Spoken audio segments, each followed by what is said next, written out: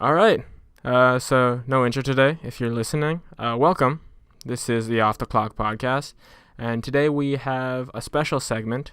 We did one like this before with Smash Bros, and we're gonna do it this time again with the Xbox One Fanfest event that just happened. And so today we have not the normal group. We're actually down a man or woman, equality, and it is me, Vino Lotion. We have Alex. Hey. And we have Eris13, or otherwise known as Eris, aka Emmy, aka the only woman in the cast right now. What's up? Thank you. So Yeah, I told you guys a bit about represent. it, and for anyone listening, I'll let you guys know. Xbox Fanfest is conference type thing that Xbox had been doing for years back, and I think it was sort of like the PlayStation Expo where they showcase some games, talk about the future of the console and the company and whatnot. And I think the last time they did it was a few years back, and they had stopped, I think, for a while, from what I understand, and I'm not sure. But they decided to do it again this year, and they called it the Xbox One XO18, as they short-termed it. And they did it in New Mexico. So that just happened, and they actually talked about a lot of stuff, and I think this episode is all going to be focused on that stuff, and we're going to talk about what happened in the Xbox One Fan Fest event. So I have the list of topics written down from watching it, because I watched it. I don't know if you guys saw anything from it. Did you guys see any news or clips from the XO18? I did not. Nah, I wasn't able to get around to it. Okay. Well, yeah, so I checked it out because it was on Mixer. I actually ended up watching it on YouTube because Mixer was lagging like crazy, but I had it on Mixer because if you watched on Mixer, you got free items for Sea of Thieves and Forza, which was, I didn't really care, but I thought it was like, why not get free shit? What did you get?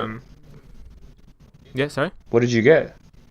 Oh, it's just like, I think for Sea of Thieves is just some cosmetic spyglass and cosmetic drum, which is like black and green. It looked kind of cool, but I mean, it was literally just leaving on Mixer. Like, I didn't have to actually watch it, so, I mean, why not, right? But, yeah, I guess we'll jump straight in. So they talked about a lot of things. Just to give a table of contents, they talked about Game Pass. They showed off some updates to games like PUBG, Kingdom Hearts 3. They talked about Sea of Thieves, Jump Force, Devil May Cry 5, State of Decay 2, Minecraft, Tomb Raider, Metro Exodus, indie games, and as well as their company Microsoft Studio head games.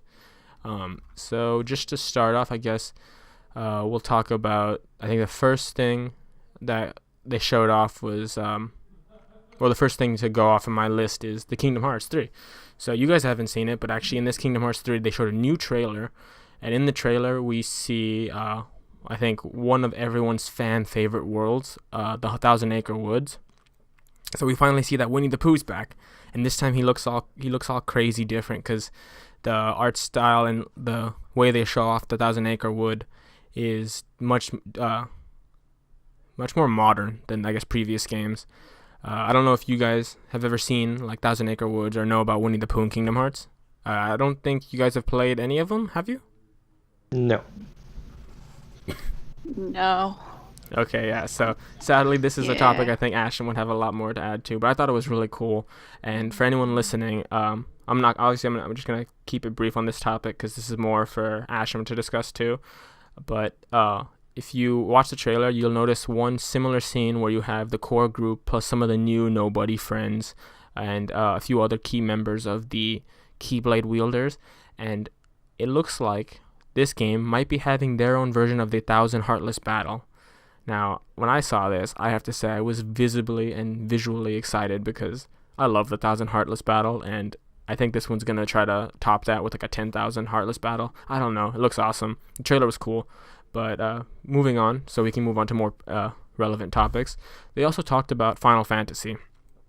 So, Eris, this is where you're going to get excited. Ooh. Because this is something we were talking about not too long ago, actually. I think the day before I watched this. So the guy, I forget his name, but he was the one that talked about Kingdom Hearts, and he also talked about Final Fantasy because he wanted to add to it. And he made a few statements. He first said, the Final Fantasy 13 games are going to be coming to backwards compatibility, and in fact, I think they're currently available starting today. So I think that's Wait, 13, what? 13 Type 2, and I think there's a third one, maybe? I don't know. Do you remember how many 13 games there are? That sounds weird saying, but... No, I feel you. They do that with their more recent games. The first 13, second one. They might have a third one as a spin-off, but there's Okay. quite a few 13, So have you 13 type games. so have you played any of the 13 trilogy? I played the first 13, but I wasn't able to finish because it wasn't on my console. Like I had to use a friend's because it was just like I think it's for Xbox as well, but my friend had it for the PS4, 3, I I think it was believe. on 3, but And yeah. Okay. So yeah, I mean, and have you playing it? Do you recommend? What's your like? I don't know if you remember too well, but what's your opinion of 13? honestly, I wasn't able to get too far into it to like be able to get a feel for it. Like I Okay. en- I enjoyed it for the most part, just because I mean it plays like it plays like a more modern Final Fantasy game. Okay. Um, how what how do I'm trying to see if I can compare it to something like at least like the gameplay, but a lot of like Square Enix's games kind of play the same. They're kind of similar. Right. So let me just ask So one thing. I've only seen some gameplay and clips over the years of I think what 13 games are, and so first question. The main characters, isn't that Lightning? Isn't Lightning like one of the main characters? yeah, Okay. Lightning. And isn't it She's the one with the pink hair. right? Right. Got it. And it is still like a turn-based strategy game for that right? Yeah, that's one of the things I want to say. I think it was still turn based. It was a lot more like actiony, Mm-hmm. but I do from memory, but from what I could kind of recall, like the the battles were still like turn based. Okay. All right. Cool. Cool. So yeah, 13 games. They announced that on the day of I think that was like I want to say Saturday, November 10th, and the day after they were made available. So I think they're currently available on backwards compatibility, and I might be looking to get them down the line because of the next news. In addition to Final Fantasy 13 going backwards compatible, he also announced that a selection of Final Fantasy games are going to be coming to the Xbox One in 2019. The ones included, and I mean, this is going to be interesting, especially because the discussion we had the day before about Final Fantasy. The games coming are Final Fantasy 7, 9, 10, 10-2, Yeah. and 12. So he mentioned all Ooh. these games coming to Xbox One in 2019, and so just to give context to people listening, what me and Emmy were talking about the day before was she had brought up Final Fantasy VII and how we were talking about we heard rumors it was coming to Xbox One, and I was asking her how some people have made the statement that 9 or I think 10 was actually the true best Final Fantasy game because it took all the good elements of 7 and improved on them. And the whole issue delved down to the point that I've never played them and I don't remember, and I wanted to play them to get the experience and understand it. So seeing that they're going to be coming to Xbox One is a good thing for me because I'm going to probably try to pick them all up and finally get into Final Fantasy, as it were. Oh, sorry. I, because you just mentioned it right now. Like, I had a vague feeling I played 10 because I keep, like, mixing up, like, not the titles so much, but, like, what game is which. So I just looked it up, and yes, I have played 10. Specifically, I played and finished, 10-2, which is, like, the sequel to 10. But yes, I know it's like I said they recently have done like the sequels of with the more modern Final Fantasy games, but Hmm. yeah, I do recommend 10 actually. Okay. Cool. I can Cool. see why uh people have that opinion. Um, yeah, I enjoy that greatly. All right. Uh, Yeah. but when did you say they're coming out again? So soon. he didn't give a specific date. He just went vague and said that they were all gonna come sometime within 2019. So yeah, that's very vague, and that doesn't really means it could come out. I think I remember though 7 was being talked about before earlier, and I think 7's coming out within like the first quarter of 2019. I don't want to Sweet. confirm that, but I remember hearing about 7 like a few months ago, and that's when people were saying it's coming out. In fact, I thought there was a talk about a release date in January, but I'll have to double check that and get back to you on that. But yeah, so I'm excited because Sick.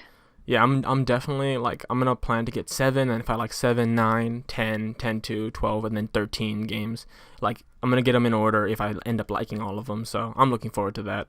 Right. Uh, and I And think what's great about those games too is, sorry, no, go ahead. just real quick, what's great about those games too is that you don't have to play them in order either. Like Right, because they're they have their own standalone. stories. Exactly. So actually, Which is great. that's a question I wanted to bring up. So, um, it's funny because I'm talking about Final Fantasy 7 like, as if it's like the first one in the series, even though it's called 7. But are are the only because I know that the whole point of 10, 10 2, and 13, 13 2 or whatever is because those games all exist in the same like they're like sequels. But are there any Final Fantasy games that like are consequential numbers that you should play like together? Like, is there any benefit for me playing 9 and then 10 and then 11, or is there like no? There literally there's no like it might make the world a little more interesting, and but there's no actual benefit. Um, no, like in my opinion and like in my experience, like I don't know if like someone else would have a different take on, but like in my experience, no, you don't have to play them in order. The only benefit would be to just see the progression in gameplay and like story writing and how like the graphics have changed, how the stories have changed, and how the universe or different universes have like evolved or like been influenced by each other. Because like there's animals or beasts as they call it in like certain games that are in other games as well. Like chocobos, those are very popular. And I have like heard of chocobos. oh yeah, and so they appear in other Final Fantasy game titles. It doesn't necessarily mean like the universes are connected. It just they're just influenced by each other. The the only the only real reason the only reason where you would want to play a game in order if it's like a sequel, like for example, of course you want to play 10 before you play 10-2, and same goes with 13, and then same goes with the Final Fantasy games. Mm-hmm. Because Final Fantasy has the prequel game of Final Fantasy Crisis Core, which is only on the PSP, which I've also played and cried. Um, and then Final Fantasy has Final Fantasy 7 also, I believe, has I want to no, maybe one sequel. I have one sequel for sure with Dirge of Cerberus. Uh, that follows the story of Vincent Valentine, and then of course there's like the spin-off mobile games and movies that Seven Right, has. But right. of course you would want to play those in order. But as like the titles themselves, like in my experience, you don't have to play one in order to like get to understand another game. Okay, cool. It would just be more of the value of seeing how like the studio has changed and evolved the title throughout Mm. like And how it's the like years. progressed through technology and stuff. Exactly. Because if you play like an old Final Fantasy title, like for example, like the first one or the second one, you'll definitely see the changes. Okay. Um, just because of like the advancement of technology and writing. But other than that, like yeah, you could play them out of order. Okay. Cool. Cool. Yeah. So I mean, it's good to hear, and that definitely solidifies the fact that I will be, uh, grabbing these games once they come out. My strategy I think right now will be, because I think 7's coming out first. I'll probably grab 7 and then, just every time if I like them, I'll just keep getting the progressive next one. I don't know about if that will lead me into the backwards compatible 13s, but maybe. I probably will. But yeah, so that's cool. Alex, what about you? Yeah, you interested in getting Final Fantasy? Getting in that mix? Well, I've never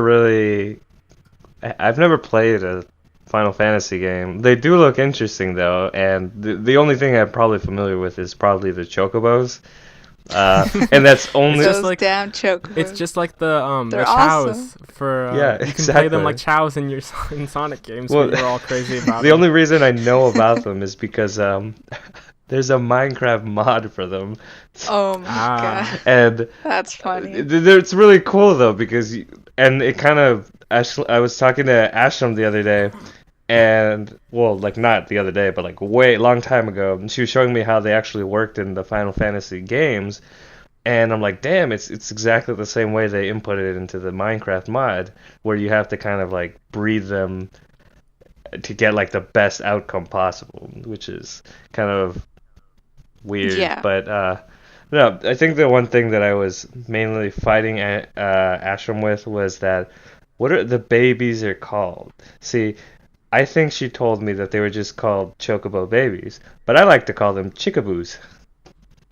Ooh, God actually, damn it. that's a pretty good one. I do like the idea of chickaboos, but granted, I don't play Final Fantasy, so maybe they have called them chocobo babies in the game. But yeah, okay, cool. So maybe when 7 comes out, Alex, maybe you and me might, depending on the price too, we might start the Final Fantasy 7 series together. Maybe do a little book club thing. Which, speaking of which, that's something I wanted to do. That's the That'd be reason I tried to nice. get That'd you be guys cute. into backloggery, is because I was thinking if we knew what games everyone had, we could try to do like a book club thing where like maybe once every month we all promise to start a game, and then we come back in a month and all talk about what we what we got from that game. But maybe it's an idea for the future. Put it on the back burner. Yeah, I mean, I'm also getting 7, so I'd be down to like. Oh well, a 7 was just an play example. through. I like this. We could be for any game, which is the reason why I wanted you guys to make backloggery pages, because that would show every game you own, and then we could see games that we all have, or at least most of us have, and then go from there. So it's an idea. We can look into that. Yeah, I'm down to do that because I like the idea of like a book club type thing where maybe once every month, maybe every 4 podcasts, we do like a little book club and talk about how what game the game we played in, what we all thought about it.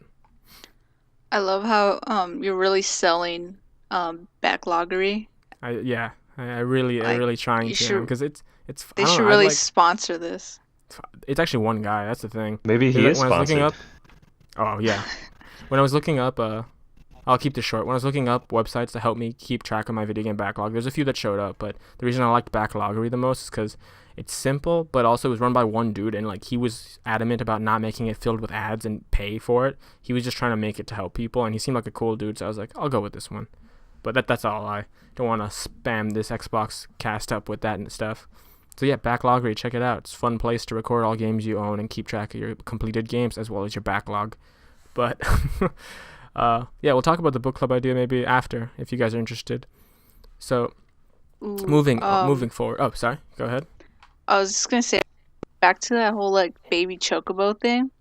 I was looking it up real quick, and I don't know if like Wikipedia obviously is not like a credible source, but it says that they're first called chocobo babies, but in 7 was the first game to introduce it as a different name for baby chocobos, and in 7, oh no, not in 7, in 8. And they're known as Chicobos. Ooh. Chicobo. Damn. That's okay, what so Alex I was win. saying, right? So I win. Well, somebody win. tell Ashram this. That was right. I mean, I think you're both right. No, I'm right. No, they're Majority just saying of the games. It's majority of the games. It's more. It's technically more it than says, half now. Well, no. Look, it just says 8 Actually, is got the a point, first yeah. game to introduce the new change of the, or not new change, but a different name for baby chocobos. I don't know if they're still referring them as chicobos. I, in later I games. I think that's what they were called in Minecraft. Maybe that's why. I don't Uh, know. Hmm? But still, I win. So yeah. All right, fair enough. Alex yeah, wins. send her a Asham loses. message. We'll make sure to bring this back up next week when she's here to rub it in her face, or you'll rub it in her face, but save that for then. Yeah. So the next thing, moving forward. So obviously, if someone had watched the conference and is listening to my list, obviously the next thing I should be talking about is Game Pass and stuff like some of the Xbox main games like PUBG and stuff. But I will save that for last since I want to talk about a lot of the games that are part of Xbox's games as well as stuff that coming to Game Pass. So next thing I'll jump to is Sea of Thieves because we all play Sea of Thieves or had.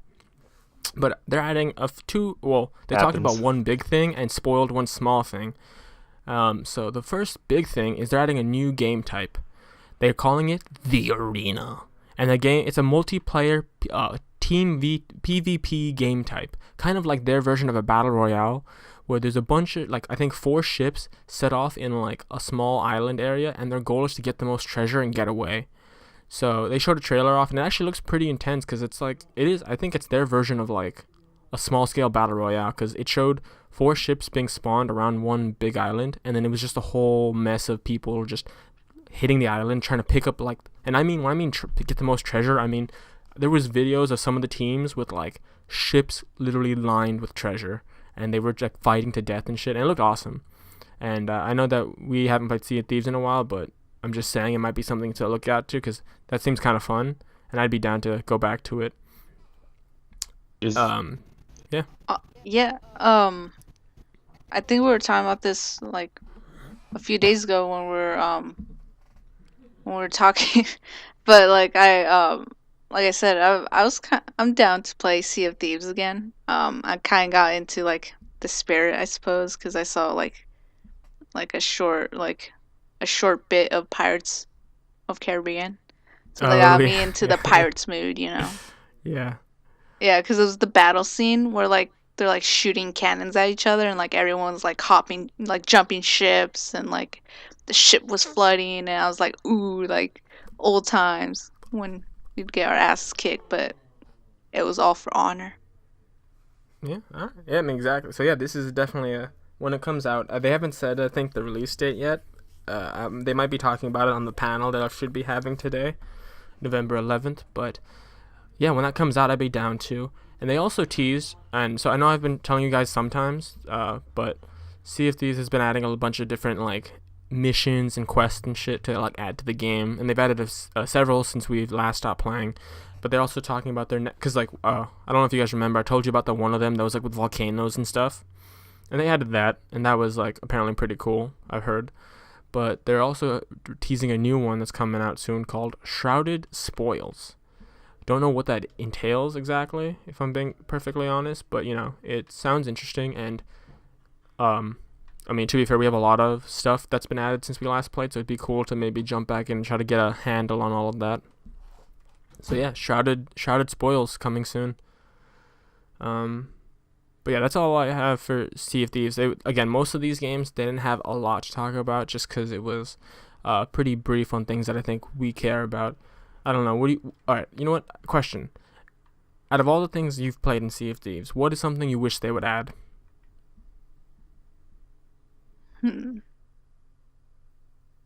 Hmm. more See. obstacles in the sense of monsters. Like right now they have I don't know what else they have, but I know that they have the megalodon, correct? Yes, Are there any and the And Kraken. and the kraken? skeletons. Okay. That's it.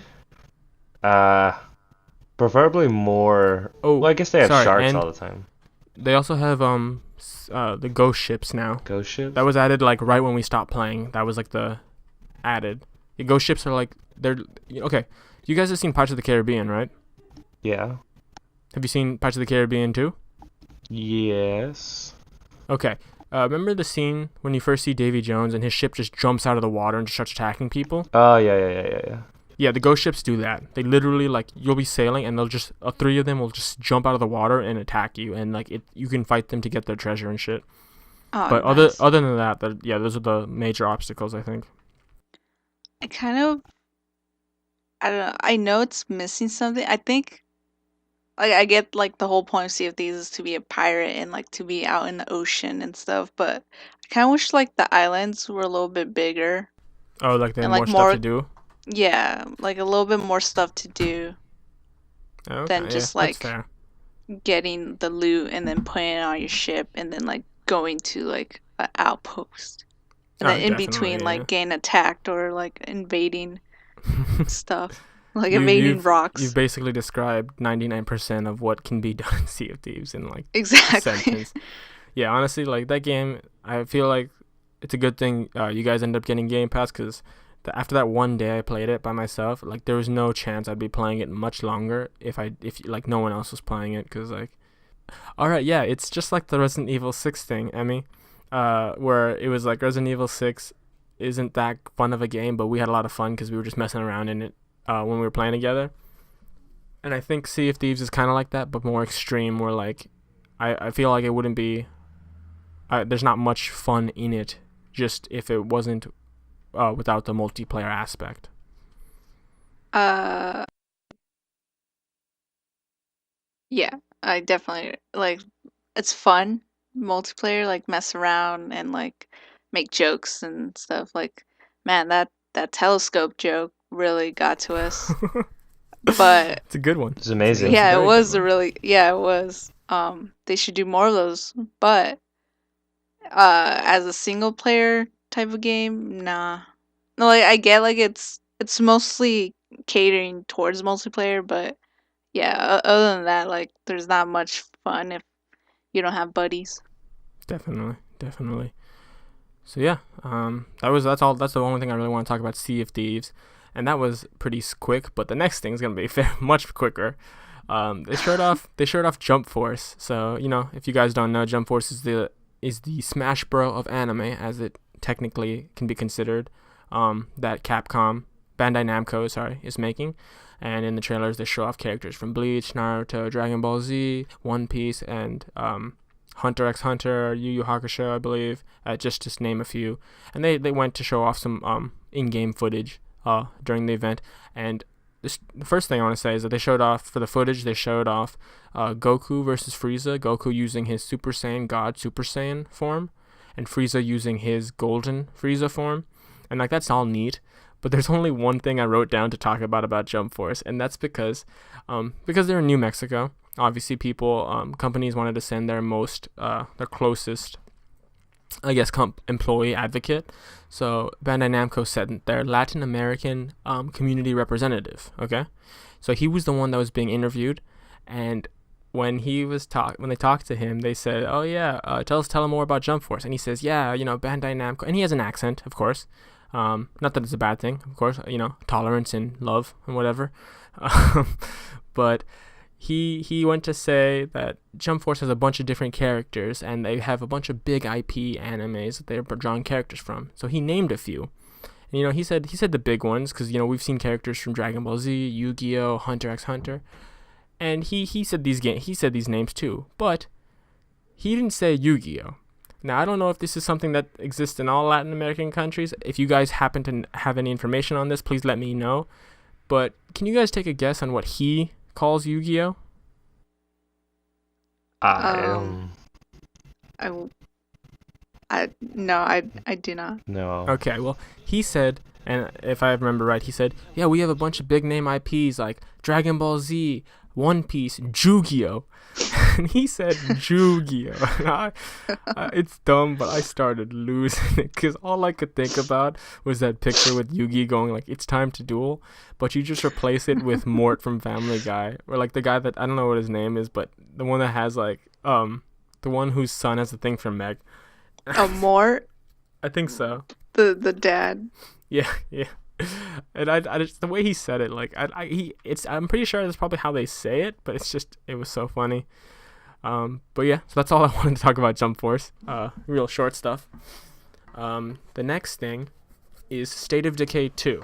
Now, Alex, I think you're the only one that's actually played any bit of this. Yes. But we all technically have it because it's on Game Pass.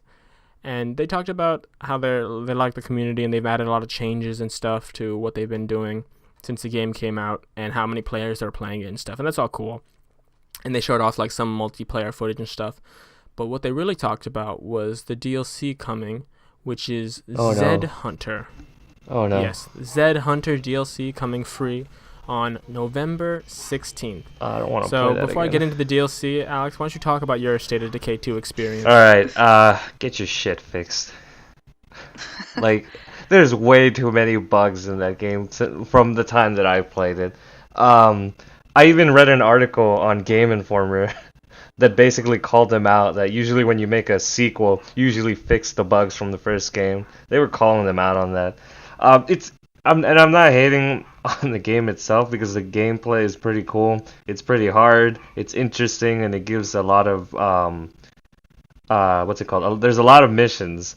Although some of the missions get annoying because if you don't do them, people are like, "Fuck you, man! You just made an enemy." That's the only bad part, which kind of scares me a bit because then they'll come out and jump you. But overall, it's a co-op game that you can play with your friend or not. But it's really interesting. It's just those bugs really piss me off, as well as a lot of Okay. people. But yeah. So just to get a point of reference, have you played State of Decay 1? Did you play it when that came out or at all? I did not. I literally played it the day I got Game Pass because I'm like, whoa, this seems kind of cool. Okay. Anyway, so sorry. Yeah, so I haven't played State of Decay 2 yet just because I've been busy, but I've heard a lot of good things about when the first one came out and how it was unexpected.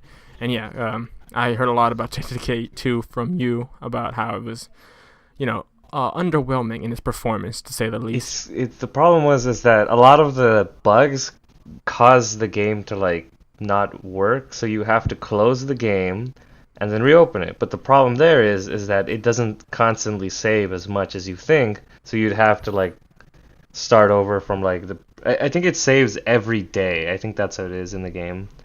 So you have to replay the whole day again. In game day, right? Yeah, in game Just to day. Okay. That sucks, huh? Yeah. Well, I guess then the new DLC is probably not going to be, if those shit isn't fixed, then this probably isn't going to be enough to convince you, because the DLC really isn't all that much. They showed off new quiet melee weapons, 6 new consumables, a few new abilities, and I believe a crossbow. So it's more of like a few small additions instead of anything big. So I mean, I guess not hearing your case again, it's not that big of a change, and it might not be enough to get people back into the game. I don't know. Another quick thing, you always have to be doing something in the game. Because if you're not doing something productive, then you're wasting your time and then your settlement's going to die because you need a settlement basically. Oh, okay. Yeah. Oh. Well, maybe I'll find out one day when I get around to it. So moving on to the next thing, because we just finished State of Decay 2, is Devil May Cry 5. So this is exciting, because I think I first found out about Devil May Cry, I guess, in the worst way possible, which is the DMC Devil May Cry remake, which a lot of Devil May Cry fans hate. But I loved that game, and I think, Alex, can you confirm or deny, is that your first experience with Devil May Cry as well? Yeah, that's the first time I ever played a game. I liked the game. I thought it was cool. Oh, yeah, exactly. I playing Devil May Cry, I played it, and I loved that game. I was just like, I played it nonstop. I thought it was so much fun, super cheesy, but in a good way, and a lot of fun action. Mm-hmm. And then afterwards, I saw a lot of people online people who claim to be Devil May Cry fans were not big fans of that game, to say the least. But I have an opinion. Go for it. Who is making the devil cry, and who do I have to beat up? Because 5 times, that's a lot. Now, That's a lot. Are you so you want to stop the devil from crying? You are in his corner to speak. No, not necessarily in the way you're thinking of, but I mean, it's not nice to bully people, and what happens when you bully people? They become devils. So, not all enough. people, Okay, fair enough. No, you bring up but some good points. it's just it's not nice. That is true. Well, I guess the answer to that question is, I guess Dante and Virgil are making the Devil Cry. I'm not entirely sure. I haven't played that many of the games. But so they showed off the new gameplay, and for people who don't know, DMC Devil May Cry was the last Devil May Cry game that came out, and it was supposed to be a reboot to the series, changing it up. And they made Dante, I guess, for lack of a better term, more edgy, younger, hipper. I guess they were trying to more like Hollywood-esque, simplistic action hero, and it didn't stick, to say the least. So whether for good or for bad, they decided to go back to OG Devil May Cry feelings of like Devil May Cry 4 and stuff. And that's why when they announced Devil May Cry 5, they said, we're going back, we're bringing it back to the roots. And they showed off Devil May Cry 5, which is going to undo, it's basically officially confirming that DMC Devil May Cry, that's the name of the game, the reboot, is basically made uncanon, and that will be ignored going forward. But I guess a good thing is that when I watched Devil May Cry 5 trailer, I realized that a lot of the key stuff that I liked about DMC is stuff that actually isn't unique to that game, and it is part of the Devil May Cry franchise. So it is gonna be exciting to play Devil May Cry 5, to say the least. And then in the deal, and they showed off the gameplay, and the gameplay is still the same thing that I imagined: fast-paced action, long fluid combos, and things like of that nature, and that's cool. But in the Xbox Fanfest trailer, they showed off a little bit more of the smaller details they're going to be adding. So they had a video with the original director behind Devil May Cry 5 and one of the producers from, I think, Capcom. And they talked about, Devil May Cry is all about getting these long combos, chaining them up, making a long chain, getting high scores. But they also talked about some of the cool features, and these are the features I want to talk about. It's just basically his arm. So, have you guys seen the trailer? Any of the trailers for Devil May Cry 5? I have not. Nah. Okay. Well, one thing to note is that, and I don't know if this is a surprise for anyone who's played any of the other Devil May Cry games besides DMC, but Alex, for you and me, in this one, Dante has a robot arm. So he has a robotic arm. Interesting. Yeah, that's what I thought too. Is there anything more interesting from Devil May Cry 4? I haven't played that. I can't confirm because I haven't got around to playing DMC 4 yet, but I will soon, especially with 5 coming out eventually. But he has a robot arm, and so I thought that was just going to be like a cosmetic thing, I don't know, but it's actually going to be a part of the gameplay, and it's going to be used in sort of like a exchangeable weapon with I forget the name of the arm. They had a special name for that arm. It was like the Guggenheim or something. That's not exactly the name, but I'm making a guess there. It started with the G. But the arm will be exchangeable. You can change out what type of arm you have, and each of them has their own ability. So, there's a bunch of different ones. Some that have like a shield blast, some that have like a long range gun. There's typical standard ability choices. And they showed off two special ones, I think. One you guys are going to really like, and the other one I think is pretty funny too. So you have the Pasta Breaker arm. The Pasta Breaker arm is the same arm as his normal arm, except for the hand is replaced with a fork. And so the producer talked about it, and he said, well, when we were making the game, we thought Nico, who in the game's first trailer, if you watch, is his partner, who he travels with in their little like trailer park van. So they're traveling, and they say, well, Nico makes the arms, and obviously she's a considerate person, so we thought Nico would be sitting making the arms, and one day she thought, well, Dante's going to have to eat sometime, so she decided, how am I going to let him eat if he has a robot arm? So she put a fork instead of a hand. But apparently, it's an arm you can use, and in the video, they show off gameplay of it, and it's just him shooting the fork, and it's kind of like a machine gun. Like, the fork just follows the enemy and like homes him down and just keeps hitting them nonstop, which I thought was really funny. And the other arm, which this is much more in classic Capcom style of cross promotion, is I guess I'll give you guys a chance to guess it because it's not that hard. It's an arm, a very iconic arm from one of their very iconic characters. Mega Man. Take a guess. Yep, first try, you got it, Alex. Yeah, you said Capcom, and I was like, who has a robot arm? Mega Man. That's who. Exactly. You got it on the first try immediately. So yeah, Mega Man. One of the usable Mega unlockable Man. arms. Thank you, Emmy. um, it's gonna be the Mega Buster. So they showed it off, and it's not even just a cosmetic thing because it fires like a Mega Buster when you run with Dante. He runs like Mega Man with the Mega Buster. He even slides and dodges like Mega Man when you have the Mega Buster equipped. So it's actually pretty cool, and it's pretty awesome actually. I recommend you guys watch the trailer because the game looks sick as hell, and I mean, especially Alex. I mean, you played DMC, so I think you're gonna really like this one. That's all I'm gonna use. I'm only gonna use the Mega Buster.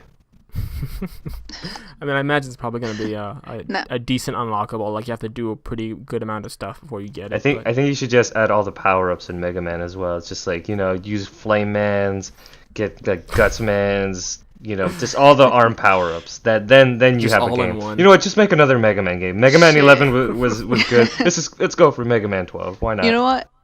Actually, it's just gonna be a Mega Man game with the Devil May Cry skin on it. That'd be That's- There you very go. There you interesting. go. That's it. She's thinking in the right direction. All right, so I got you, Alex. I got you. Capcom, you heard it here first. Mega Man, another one now. Give Alex today. Mega Man May Alex. Cry 5 coming soon. Mega All right, Man. there you go. Name has already been made, so Capcom, less of an excuse. Honestly, Alex just did half of the work already. Yeah, where's my pay? Huh? Where's my pay? Yeah. Capcom hire me. Half of making any game is naming it, really. So yeah, you're right. Exactly. Okay, cool. So that's Devil May Cry. And again, so this is all the shorter stuff. The next one, I think, Alex, you're gonna be very excited for, What is it? and it is Minecraft. Yeah, I heard some stuff about it. You heard some stuff. Okay, Yeah. okay. Let's just skip this session. That's true. This is a pretty boring section. Yeah. Might as well just skip over. You know what? So Tomb I'm not Raider's gonna next, I'm guys. not gonna argue with And- you. It probably is boring because the only thing I heard What? was from weeks ago. They were saying, "Oh, No, hey, no. vote for what biome you want to get an update on," and I was just like, "Wow, Okay, that's well- weird," but okay. All right, so let me talk about it because obviously, Alex, you're the biggest Minecraft fan of us all, but I enjoy Minecraft, and I didn't really have any expectations for this because I thought it'd be stuff that doesn't really apply to me, but I watched anyways to see what they had to say. I'm an architect. I'm And they supposed to talked love Minecraft. I don't know if that's how that works. I But mean, okay. my professor Here told me first. it was true. So Oh, okay, cool. So really trustworthy there.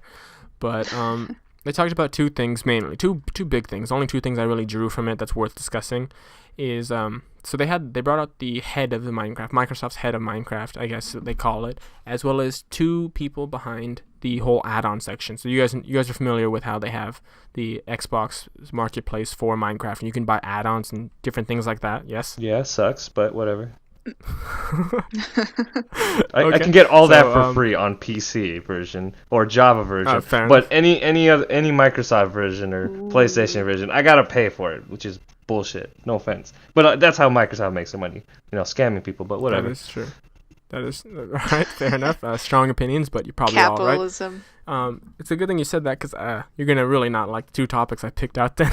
But so the first thing they showed off was the High Roller add-on, which is luxury life, which is basically just like, what if you were playing GTA with all the money in the world in Minecraft? So the reason I brought this up was just because, one, it literally just shows off a dude coming out of his mansion driving his Ferrari. Yes, I'm literally saying he was driving a Ferrari in Minecraft and rolling up in his like 20-car garage. It just literally looked like they reskinned like one of those high-end apartments in GTA 5 but put it into Minecraft.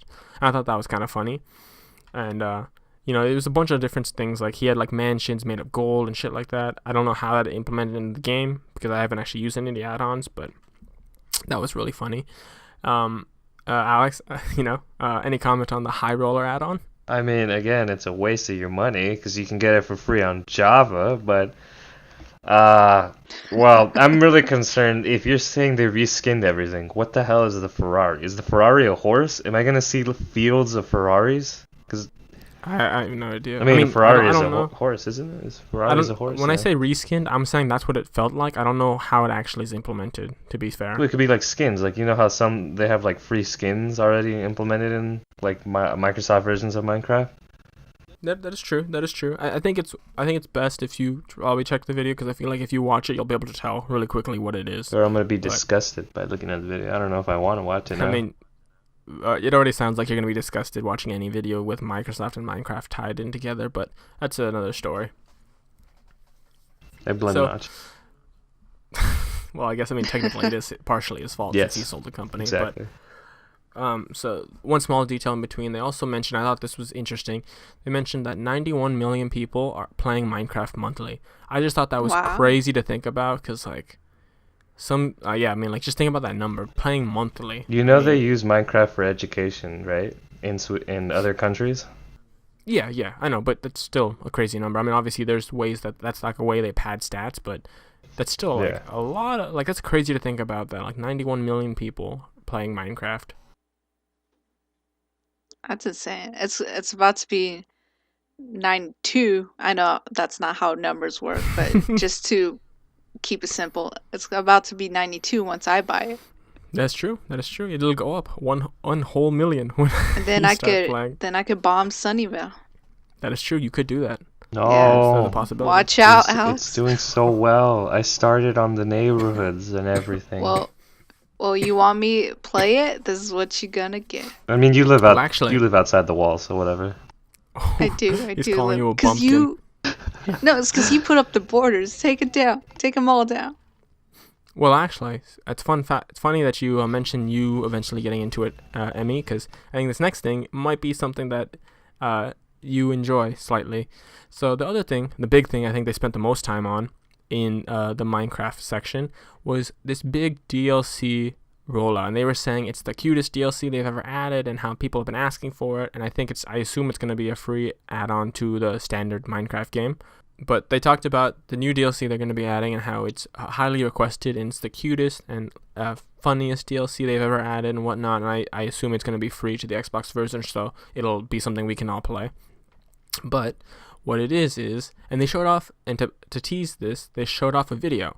And I'll talk about the video after I tell you what the DLC is, because the DLC is cats and pandas. The whole DLC is implementing cats and pandas into the game. And Emmy, I think you're going to love that because, you're such a big panda fan, right? Wait, cats? Cats and Cats pandas. and pandas. In Minecraft? Are we talking about Minecraft? Yes, we're talking about Minecraft. There's already cats in Minecraft. Not What? ocelots. What? No, there's cats. If you give fish to an ocelot, he'll turn into like 3 versions of a cat. You're I lying. think this is a much more elaborate version of that. I think they're expanding on the abilities of cats. I don't know. You're But- lying. That's how you make cat. Wait, domesticating an ocelot like that? Yeah. No, you don't In Minecraft. domesticate them. You domesticate them. Domesticate. Yes, that. There's so many animals in Minecraft right now. Look, oh man. I'm Like, you already got me going with the dogs. Now there's cats. There's Oh. there's dolphins, there's parrots, there's pigs, there's cows, there's chickens, there's All right, let's not go on a list there's of everything Minecraft has. polar to offer. We're gonna be bears. here for the next 10 years. Stop. Stop. penguins. There's actually penguins. Oh my god. Wait, are there stop. penguins? I'm not sure. Penguins? All right. Anyways, so the way they show this off is through a video, and not just a in-game video, a semi-live action video. And what they did is they made basically a stick figure claymation-esque game video, which showed off this whole background story between the cats and the pandas and their whole rivalry and the feud and the wars they've had and the struggles they've had coming to an alliance. It's actually a really interesting video. I recommend you watching it because it actually reminded me very much of a Wes Anderson film. The Kung Just Fu the whole Panda. way it was presented and stuff. No, not Kung Fu Panda. Shut up. But it's a very, very funny video, I thought. And I was like, I didn't really give a shit when they said it was Cats and Pandas DLC. I didn't care, but I'll send you guys the link for the video. You should watch it because it's actually a pretty funny story, and it feels very much like a Wes Anderson film. So yeah, that's something to check out. But yeah, Cats and Pandas, Minecraft, boom. Yeah, you got me sold. Are these pandas Once hostile? they put Piranha Plant in there, boom, I'm buying it. I think that's gonna come very soon. Microsoft and Nintendo working together, bringing the next game. It's true. about Banjo-Kazooie time. coming to It's about time to coming do to some freaking cross-platforming. That's true. But anyways, moving forward, I guess the next thing, which is really brief, and I just wanted to mention just to give it an honorable mention because it doesn't affect us technically yet, but eventually it'll affect me. And I thought it was really cool and something that you guys might want to know going forward. They talked about Tomb Raider, and obviously none of us have played the new Tomb Raider. God, I don't know why I said Razor. Tomb Raider. Actually, To be fair, I know why I said Razer. I'll talk about that later. Tomb Raider. Anyways, they showed off DLC for the Tomb Raider game, and in it they're gonna be adding a new challenge tomb, which is a tomb all based around lava and volcanoes. And something I thought was interesting when watching this is the fact that there's actually co-op to this. I don't know if it's in the main game, but it's the challenge tomb has co-op. So, just for future reference, if you guys ever get Tomb Raider, because I'm gonna eventually get Tomb Raider, I'd be down to play some co-op, because Lara Croft and whoever the anonymous second player, that's a fun time. Yeah. It's Lara Croft, and then her player 2. I mean, Yeah, come on. get him now. Who cares about player 2? Man, Lara Croft, you know Lara Croft, she's fine as hell. She's strong. She's powerful. She's independent. Oh, man. And then there's player 2. And there's player 2, yeah. I don't know who player 2 is. Yeah, like But- no one gives a shit. When you guys finally get a Tomb Raider game, I heard a Tomb Raider, and I was gonna ask like which Tomb Raider game, because I have Tomb Raider 2 for the PS1. So God damn it. Yeah, that one. That's the one we're going to play multiplayer together on. just come over. Yeah, let me come over and link up my 10,000 yard long Ethernet cable to sync our consoles together so we can play. Also, like you would have to have a really like another 10,000 yard whatever wire for the controller, and then the TV, and like it's a whole thing. True. So yeah, that's gonna happen soon. Just check out our Tomb Raider 2 PS1 video. Let's play. Come into the Distracted Entertainment channel in a week. But moving that forward, could happen if I just bring it. Well, yeah, and if we figure out how we're gonna freaking record on a PS1, because fun fact, it doesn't have an HDMI. Well, fun fact, AVI. we just record the TV. Oh yeah, let's bust out our Motorola Razr and put it on a tripod and aim it at the TV so we can record our gameplay of PS1 Tomb Raider 2. There you go. It's all about the nostalgia, like the nostalgic feel, and like people are gonna like feel like, oh, it feels like an old homemade video, and like it's like I'm back. It's like I'm a kid again, or whatever, some shit like that. You're not wrong. That's probably how it's gonna go. Yeah, sure, of course it will. It'll do well. Like a home, like a found footage video. Yeah, it's gonna be found footage something. But moving forward, explaining why I said Tomb Raider instead of Tomb Raider. Microsoft also talked about how they are going to be implementing better support for their keyboard and mouse players, people who want to play keyboard and mouse and who have been playing it with the Windows Play Anywhere games, but they want to play it on more games. And they announced that Razer is going to be making designable, specialized keyboards and mouse meant for Xbox. So they're going to be meant to be played, because like obviously if you guys aren't aware, you can actually play games on your Xbox with mouse and keyboard by plugging in a mouse and keyboard. And so they announced how they're going to be having Razer make specific keyboards meant for Xbox. And so one thing they talked about is that Razer's going to be implementing their classic tradition, Alex, you know all about this, the lighting effects. And Razer's going to be and they're going to allow games in Xbox to actually take advantage of these lighting effects in specific ways. So they gave an example, which I thought was funny. They're talking about Vermintide 2 specifically, and they said one of the lighting effects could be like Vermintide 2, the keyboard will flash red whenever your ally goes down. And all I thought about was the time we played Vermintide 2, and how if that was an effect, the whole time our keyboards would just be blaring red, just because everyone just kept dying back to back to back. But I mean, overall, that's actually kind of cool, and I don't know, I had no reason to get a keyboard and mouse, but that's kind of neat. I might look into it down the long run in the future of something I might want to get, because playing keyboard mouse, some games on the Xbox would be much better. I don't know, Alex, you play the most PC games. What do you think? I think it's cool. I mean, I don't have that many PC games, but the only, I think, one that took advantage of Razer's kind of keyboard lighting was Evolved. They had like a preset of lights on the game, which I thought was pretty cool. But the problem is I couldn't play Evolved right because it kept lagging. I don't know if you want to call that against Razer themselves, but yeah, I think it's pretty cool though. I don't think I'll use it, because if I wanted to use a keyboard, I'd just play on PC. I feel like this is very promoting specific games like Fortnite, which I'm afraid might become a thing, because Definitely. actually using a keyboard is more strategic than using a controller in some games, because Yes, in shooters for the most part, I've heard. yeah, because it's sometimes with shooters or games like that, a keyboard is much easier because a keyboard has a lot of buttons, and if you can memorize all of them, it'd be much quicker to just tap that one instead of like how some games have like a scrolling system, and that'd be very Yeah. beneficial. Kind of like with in the first game that comes to mind, because like I played it recently, The Division, and you could like select a specific grenade type, whether it's a smoke Yeah, yeah, grenade or yeah. just like grenade, like that wheel, like that's kind of like Annoying. that's a Yeah. bit of a process. Same thing Yeah, with and the. so I could see how on a keyboard it would just be a lot faster.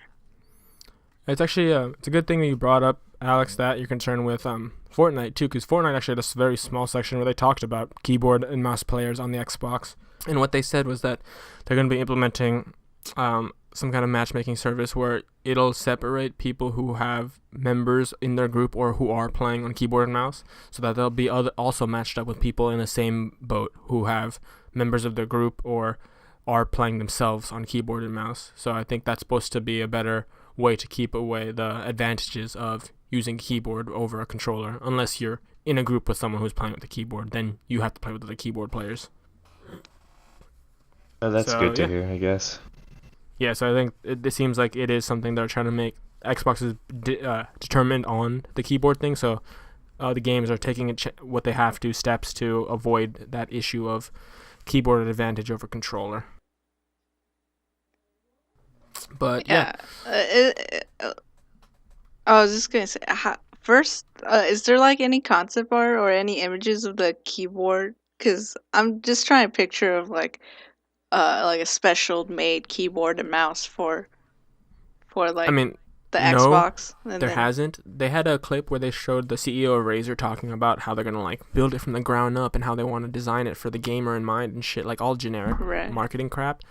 But they haven't shown anything. But I mean, 'cause that's imagine gonna be it's probably just gonna look like a normal keyboard. Like I can't imagine maybe a cool design or yeah, cool but aesthetic. Why But not just sync the old and that's the ones? thing. Like, why not just mm, use?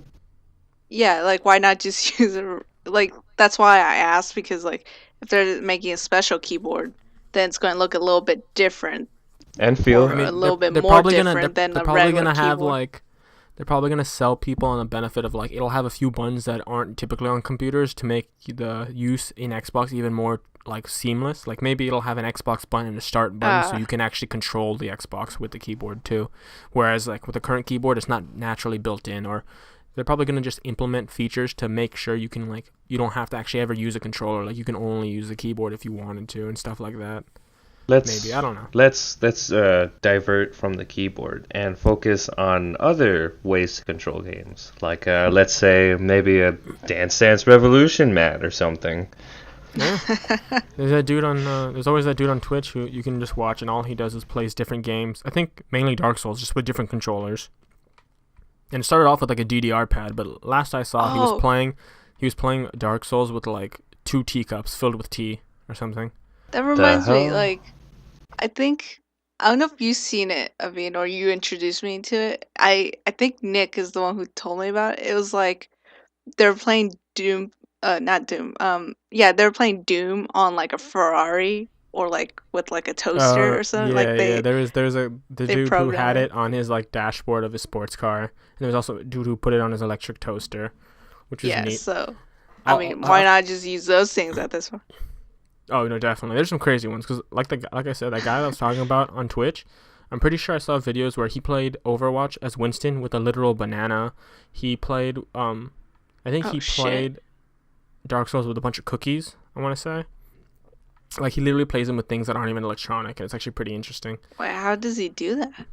He wires them up and shit. Like he has a technical know-how in that field, I guess. So he knows how to like attach it to his PC or console or whatever, and then make it actually send signals to the game.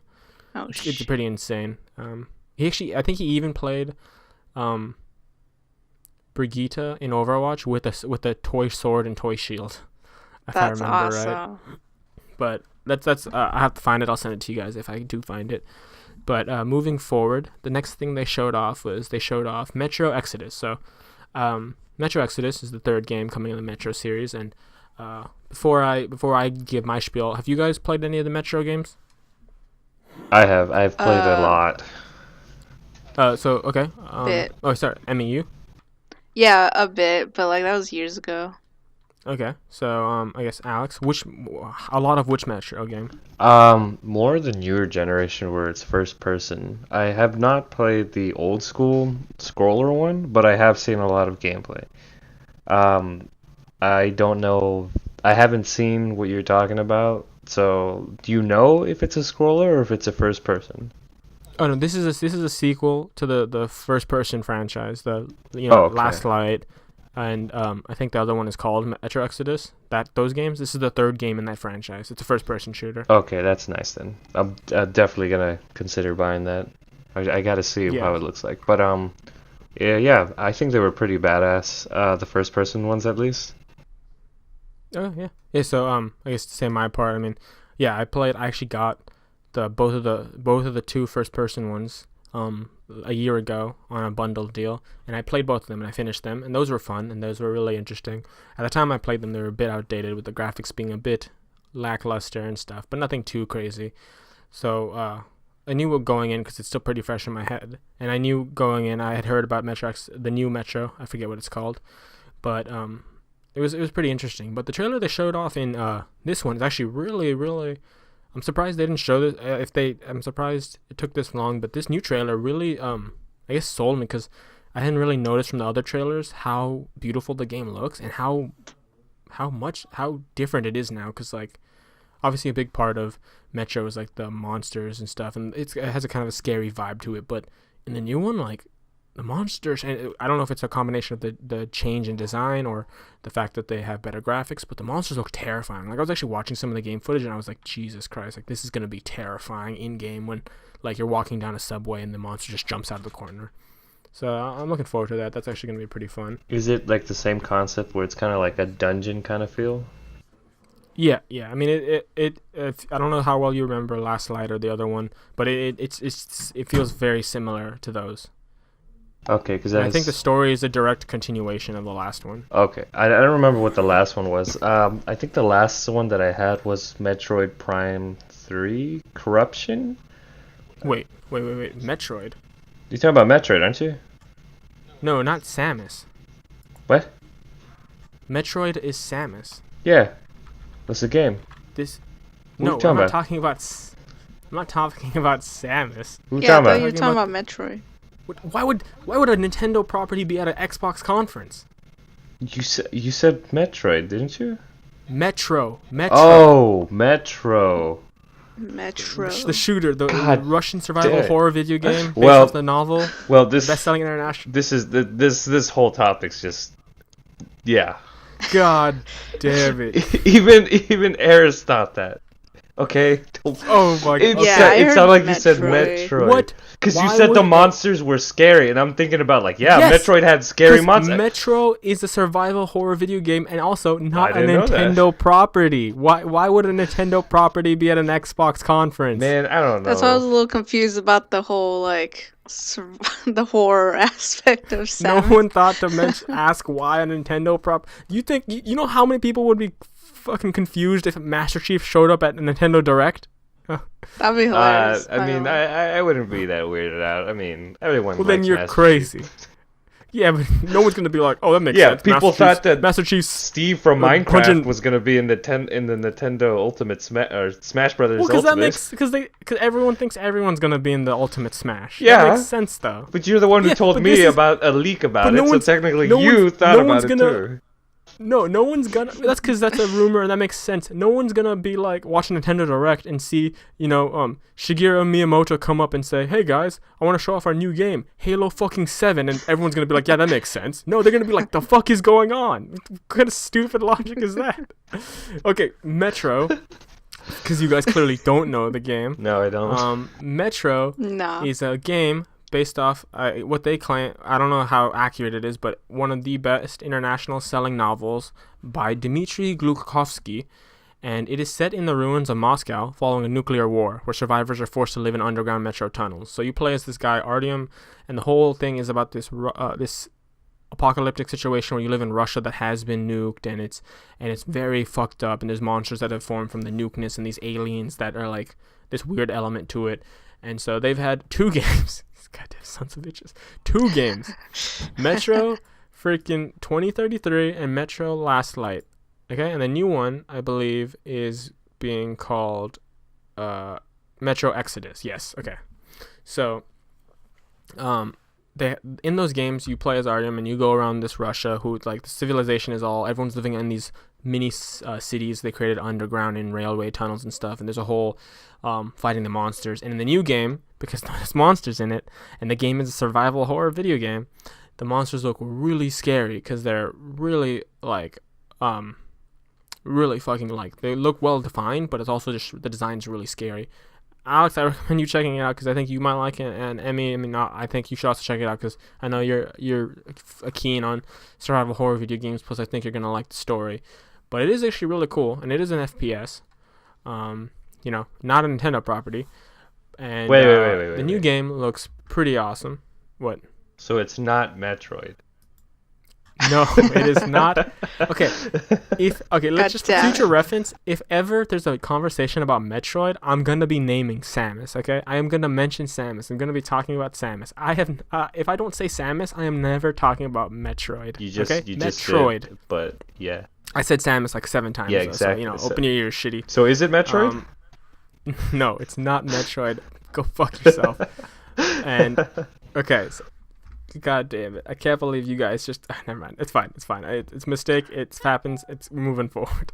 Metro Exodus looks awesome. Check that out. I'm gonna be probably getting it. I was on the fence about it, but after seeing how it looks, I am sold probably.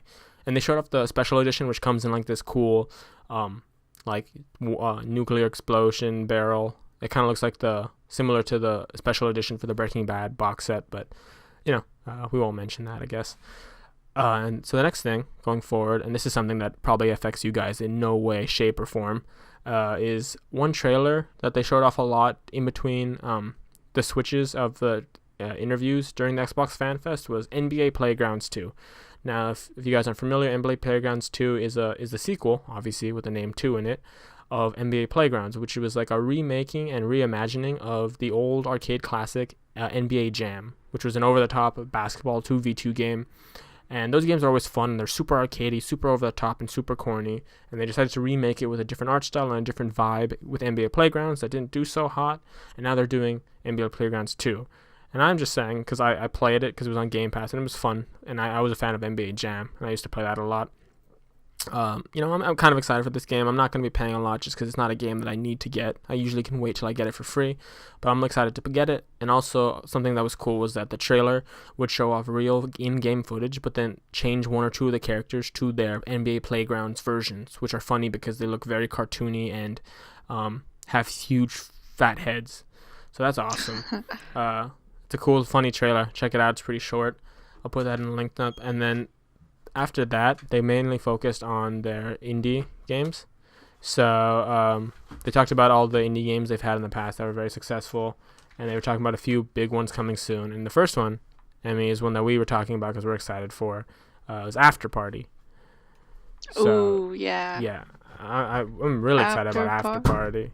Because, for those who don't know, I think, Alex, you played the game. I'm not entirely sure, but a game that came to Game Pass and it was free with gold, I believe, a while back, was Oxenfree. And it's this choose-your-own adventure game, kind of in the same general vein of the Telltale games and similar, but they do it in a much different way where you're still actively moving and interacting with the world while choosing your different conversational topics. And it's kind of like a very the first one, Oxenfree, was a very kind of thriller-esque vibe.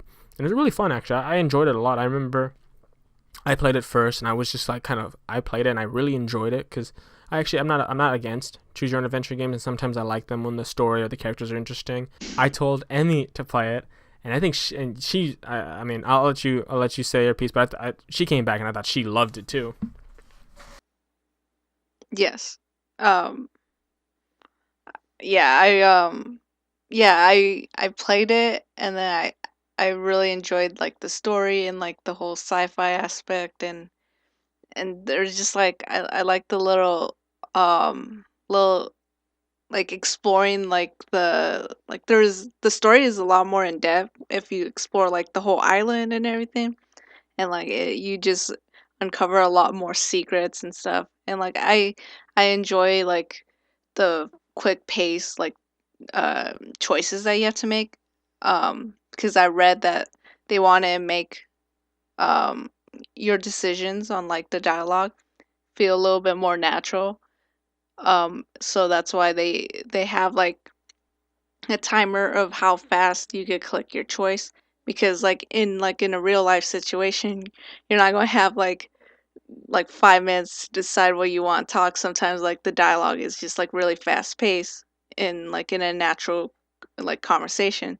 So like that's what they did with like their game, and I enjoyed the art very much as well, and like I 100%ed it, um because I enjoyed it. So like I'm really looking forward to After Party, because like the concept itself is just like really funny too. Just like try beat the devil Oh in a yeah, so let's drinking game. just to give context for anyone that doesn't know, the context of After Party is that two friends die and they end up in hell, and to get out of hell, they need to outdrink the devil in a drinking competition. And so in the trailers, they showed a lot of like the same stuff that people have loved about the first game, with like the small elements that you can interact with in the game, the funny dialogue, and that feels real for the most part. And so yeah, it seems like a lot of fun. And yeah, the concept is great. Alex, did you end up ever playing Oxenfree? Yeah, I played it. I can't remember how long ago, but I want to say in the past few months I did play it. Okay, and what'd you think of it? I thought it was really cool. Kind of what Eris was saying about like the sci-fi nature of it. I was kind of freaked out at first because I didn't know what I was getting myself into, because I didn't know what this game was about. So when all of a sudden, I'm not going to spoil it for those who want to play it, because because I do recommend this game and I don't want to spoil any bit of it. But towards the beginning, you kind of get a sense of the characters themselves too, like the personality. You understand the character, and they kind of grow on you. So I think they did a good job with that too, because the dialogue itself also seems kind of modern to like what young people today kind of or how young people today kind of talk as well. So I thought it was a really cool kind of feel to it. Yeah. Yeah. I So I I mean, agree. solid recommendations all around. Check it out. And the new one looks great. And the reason, and the other thing to note is that the way me and Emmy first heard about this, because I was telling her at E3, last E3, when Microsoft was doing their big keynote and they were showing off games coming to Game Pass. It was brief, but they did show that After Party would be coming to Game Pass. So most likely it will be on Game Pass on the release date, which I will be there waiting for to play eagerly. And I'm excited for that, especially the more I see, the more I love of the game. So yeah, After Party. If you haven't played Oxenfree already, check it out. It's been free before in Games with Gold, and I think it is on Game Pass now. I can't confirm that, but I will check. So if you have access to it, play it. Definitely, it's a fun time, and it's probably one of the better executions of choose your own adventure game, like kind of choose your own alternate choice, kind of those type of games. So yeah, check it out. And especially if it comes to Game Pass. I mean, shit, if After Party comes to Game Pass, I have to assume it'll be a fantastic game. But that was the first indie game they focused on, and they focused on it briefly, just showing off a little bit more of the gameplay and some of the art style, because that's kind of the bread and butter of that series. They also showed off 3 other games, and they showed off Sable, which is a very interesting art style game that kind of looks like a... Are you guys familiar with the PS3 game Journey? I've seen it, but I have not played it. But I have heard a lot of good things about it. Emmy? It sounds familiar. But a lot of titles have the word journey, so I could probably be mixing it up. Alright, well, just to give a brief in description, Journey was like this very artistic and unique game where you take on this voiceless, cloaked figure and travel around this very open but beautiful desert world and complete objectives and quests and stuff. And this game, Sable, kind of has a similar setting to it, but it has a very interesting art style. It's kind of like grain television-y. I can't explain it. It's really hard to describe, but the art style is really interesting, and it's like you take on this weird like anthropomorphic creature character traveling around this desert looking for like hidden treasure or something, and it looks very artistic, but at the same time it looks very interesting in execution of what they're trying to do. Obviously not much to talk about there because they only showed a bit, and the next one too, they didn't really show anything, but they talked about it, and what they talked about is the reason why I wanted to mention this. They talked about a game called Ooblets. And Ooblets is an indie game, apparently, according to them, being made by a team of two, a husband and wife. I don't remember if they said or not, but the main point is that this game is apparently going to be similar to a Pokemon-esque game where you get creatures and you raise them and stuff to fight. And the one thing they noted the reason I wrote this down is because they said when the team was working on the game, they were working in the creative process, and eventually they reached a point where they were like, these creatures are so adorable and cute, and we don't want to raise them to like hurt each other and stuff. So they wanted to change it, and apparently they did change it. And now instead, the game is gonna have these monsters that you raise, dance battle each other. Oh. So I wrote down in my notes, Monster Rancher with dancing instead of fighting ? Because it sounds like it's just gonna be like a Pokemon Monster Rancher-esque game, but you dance combat, which that's a premise for games that clearly never fails. Because I mean, not never, but a lot of games do that similar premise, and it usually works just because people are really invested in catching all the creatures or raising them and whatnot. So that's a game I'm excited to look out for, just because I'm curious how they're going to implement dancing as fighting. Kind of reminds me of the old school Pokemon contests that they used to have in the Game Boy games. Oh, that's true. That is true. I forgot about those. But yeah, so, Ooblets, when I see more, I will let you know. If there's a trailer, I will put in the link up and share it with you guys. The next thing is Tunic. So Tunic I saw is an indie game that I saw a bit about at E3 because they showed off a bit of it, and I think it's something they're going to try to push heavily because of how it looks and what kind of game it is. But it's this indie game made by one guy, apparently, according to what they said in the video. One guy makes this, and it looks like a Legend of Zelda game, except a very polygon-esque art style, and it looks very clean. But the main character is a little adorable little fox, and you travel. It kind of feels like a old school Legend of Zelda game where you're running around just navigating and stuff. Because I can't really describe it that well, but it looks like a Legend of Zelda but with a little adorable fox, and it's very interesting. It's very beautiful, especially if it's coming from one guy. I mean, I can't imagine how long it must have taken him, but I'm excited because just like in the trailer, you see him go and fight little monsters, and he's locking on and he's dodging. Very much similar to what I remember playing Majora's Mask. And he even breaks these little pots that look like the pots from Legend of Zelda. And that looks really interesting. And overall, it's just really, it's good to see them put some more indie games in focus, just because these indie games are very unique, whereas, a lot of the bigger games are very similar, where like you can always, if you want to play one type of game, you can always find one to replace it or fills the same niche, I guess, whereas these indie games are all very different feeling. But yeah, the indie games is cool. And they also talked about arcade games, or I guess technically now it focuses on indie games. And they're talking about, this might be something you guys aren't familiar with, just because I know that Alex, I don't think you had a 360, and Emmy, I don't know if that was this might be something you heard of when you were playing 360. But on the 360, there was this summer promotion they always used to do called the Summer of Arcade. Now, just before I get into it, do either of you guys know what the Summer of Arcade is? No. Nah. Okay. So, Summer of Arcade was a promotion that Xbox would do over the summers, and they stopped it a while back. I want to say like 2013, maybe later.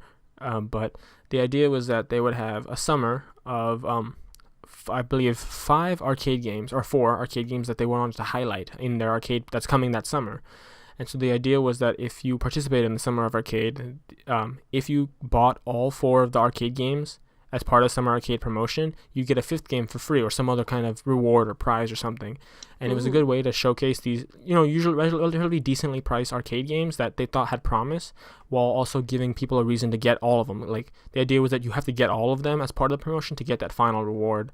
And I only participated in one summer, and I think that was the summer where they released several actually pretty interesting games. They released Bastion, and Bastion got really popular. Part of that Summer of Arcade, they released From Dust, which was kind of like a God mode game where you control these elements to help these weird tribal villagers survive and thrive, and then a few other games.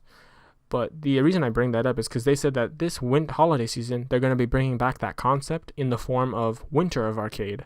So they're going to be doing the same idea, but for winter, as the name implies, and they're going to have several games as part of the games selection, and if you get all of them, you get real different rewards depending on how many you get. Obviously, they haven't talked about that in more detail, but if it's similar to the previous Summer of Arcades, then yeah, the idea is that you probably get a free game if you get all of them. And usually the games that they put in these catalogs are actually really interesting. And if it's any of these games I mentioned before, based off what I've seen, I'd definitely be interested, because when I did that Summer of Arcade, is actually, even though I wasn't super locked in on many of the games, I actually found a lot of games there that were really, really fun that I probably wouldn't have looked at otherwise. So I'm excited, and I'm probably gonna look into getting a part of that. But they did say that at the VGAs, the Video Game Awards, they're going to be giving more details. So my bet is that since the Video Game Awards, I believe, are the 1st of December, that they're going to be giving a whole breakdown of what games are going to be in it, what their rewards are when that comes. So, I recommend you guys check it out. I mean, obviously, I can't say buy it now because I don't know if the games are going to be worth it or not. But I'd recommend you guys keep your eyes open. Just because, it's an interesting promotion that they're bringing back. That's a good one, I recommend, and it usually does show off some pretty cool games. Is are they doing this every winter, or is this just like a special? Well, so this is Like they're doing a it this winter, special. and this is like them bringing back the idea because they haven't done Right. Summer of Arcade in a while. So the jury's out if they're going to continue this after. Maybe if this does well, they'll bring it back again, but for now, just this winter. Okay. So yeah, that's something that was pretty neat. So I'm excited for that, and I'm really excited to look forward to Winter of Arcade. And so now, moving forward, we have one last thing technically before we get to Game Pass, which is gonna be the big part. The one last thing is that they brought on the Microsoft Studio head. So he's in charge of all the studios that fall under the Microsoft Studio brand, including the new studios they acquired. And first things off, his name is Matt Booty, which I thought was funny. Just a funny name, Funny name for a funny guy. But they also talked about the new studio acquisitions. So for anyone that checked into E3, they talked about how they acquired 4 big studios, and that's all. It was a big news because that included like the studio that did Hellblade, which was a huge news. Officially the studio that does Forza, and a few other big names. And they wanted to talk about 2 of the new studios they acquired. One of which had been confirmed for a while now, and the other one which I hadn't been following, but apparently had been also been rumored and confirmed a few weeks back. But now they wanted to officially confirm them. And I'll start off with for the less known one maybe, which is In Exile. So they confirmed that they acquired In Exile Entertainment, who works on turn-based RPG games and strategy games alike, most notably the Wasteland and Bard's Tales series. And so that's big news because I think it's big news just because that's not a typical studio. Like when you think about studio acquisitions, turn-based strategy RPG games aren't like a huge demographic. Like it's not often that those are the hottest games of the year that sell all the seats and shit. Like it's not like FIFA or a sports game or FPS or anything. But I do like that they bought a studio like that that's not typical, because it shows that they're trying to get first-party titles that are unique too, not just like, I mean, and no offense, these are good games, but if I just obviously there's a big category of open world action RPG games, but there's a lot of similarities between a lot more of the biggest PS4 exclusives that if you don't want to play that one type of genre, you might not be able to play quite a bit of them. That is kind of troublesome. But the other one, and I think you guys might have some opinion on this, that they confirmed, and you guys might have heard of this because this is the one that's been confirmed a while back because it was pretty big news, is they confirmed that they acquired Obsidian Entertainment. Obsidian Entertainment, so it's a very big news because they are known for a lot of games, most specifically and most notably Star Wars: Knights of the Old Republic, or otherwise known as KOTOR, South Park: Stick of Truth, and the biggest, I guess for a lot of people, is they were the guys that did Fallout New Vegas, and so they got acquired. So that shows that's a big move. I don't know. I mean, I don't know if you guys have played any of those games. Like, do you guys know of any of these companies beforehand? What's your opinion on this? I don't really. Well, I've never played those games. I have heard of them, and I've heard that they're really good. So I hope I could expect, or I don't know. It sounds like they're gonna be doing something big. So. Emmy, what about you? Yeah, like same thing with same boat as Alex. Like I've heard all those games are good, like especially like the Knights of the Old Republic and like South Park, Stick of Truth, and I love South Park. Like I'm I'm hoping to get that bundle for Black Friday. To get both those games. Um, Oh, is there a bundle for Stick of Truth and I imagine the there. fart one? Yeah. I imagine there would be because I think they had a bundle before. Like a for the summer. I think they had a sale. Like they sold both South Park games together for like a price, and I'm hoping to get the games. But anyway, because I've heard great things about those games, I'm sure like hopefully like the company as well would do this with the game. Okay, yeah, that's good to know. I mean, yeah, obviously I haven't played many of the games from those two companies. I have access to a few of them, and the only one I think off the top of my head that I have played is Stick of Truth. But that's a fun game, and I'm excited that there's more games because yeah, obviously a big issue that at least they're making moves to somewhat address from Microsoft is the lack of exclusives, and the fact that they keep acquiring companies is a good sign that at least they're acknowledging that it is an issue for them. So maybe at least now they'll have a better start to the next console generation, possibly. But We'll so yeah, see.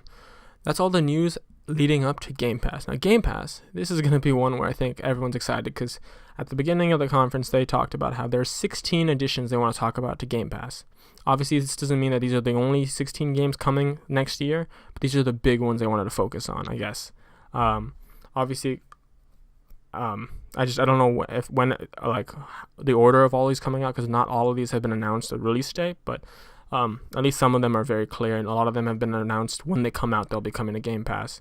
So these are the 16 like big ones they wanted to highlight in this conference. So starting off, the first one, and it's the reason why I didn't talk about this even in the order of the conference. This actually is the first thing they talked about is PUBG. So they talked about new editions of PUBG, and PUBG has been confirmed to be coming to Game Pass. So obviously that's a pretty big I deal. think it is already. Is it? I don't think it is. I went on Game Isn't Pass today and it PUBG said free? free.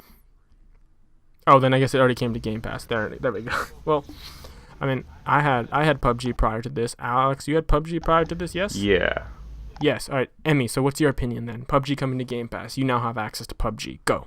I thought it was always free. Was the game not free? I know Fortnite's free, but PUBG is not free game. No. okay. It doesn't change whether I play the game or not because I'm not going to play it. So, All right. I mean, that's cool for like PUBG fans and like fans who want to play it, but yeah, I don't care about PUBG or Fortnite. All right. Fair enough.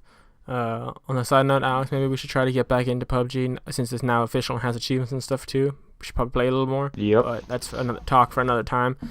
The next game, this was surprising because I didn't see this one coming, and granted, I guess it's because I haven't been following them actively, but they talked about a game called Void Bastards coming to Game Pass. Now, this was interesting because the name was just funny. It's interesting and it draws an eye, but the video shows off a FPS with a very interesting art style. I'm not good with terms, so I don't know how to describe the art style. And when I saw the art style, that caught my eye, but also the people who made it. Because the first thing the video highlights is that this is from the director of System Shock 2, and for those of you who know that game, you know what the next game I'm going to be saying is, and BioShock. So this is an FPS Ooh. with a weird art style and a very interesting dynamic from the director of BioShock and System Shock 2. So that's obviously a very promising, resume to start with, but also just the game looks very interesting. I'll put the trailer in the linked up, and they're showing off like very much creative FPSing where like you can tackle situations in interesting ways. And like in one of the situations, since this game takes place in space, this guy, he sees the monsters and he takes a grenade, he throws it through one of the doors, and then he finds the door lock and he locks the door so it blows up on the other side, like shooting the monsters out into space. And that was really cool. Obviously I don't know much about the game besides that, but the trailer looked really interesting. You should check out in the link dump. That's cool, and it'll be coming to Game Pass when it comes out. The next one, this is excited for because this is something that I wanted to play, but I was never really sure if it was worth it to buy for me, and that is the Ori game. Ori and the Will o' the Wisp, I believe, is the game. And this was an Xbox exclusive that came back a while out, and it had a very beautiful and unique art style, and I had heard about it and how it was kind of like and this time I'm saying it, a Metroidvania game. Yes, Samus, Metroidvania. So this is apparently a Metroidvania-esque game. And I think it's like one of the side-scroller Metroidvania-esque games, though. And this game was apparently a very beautiful and very amazing Metroidvania Xbox exclusive game that came out a while back. And so they confirmed it'll be coming to Game Pass. And so that got people excited.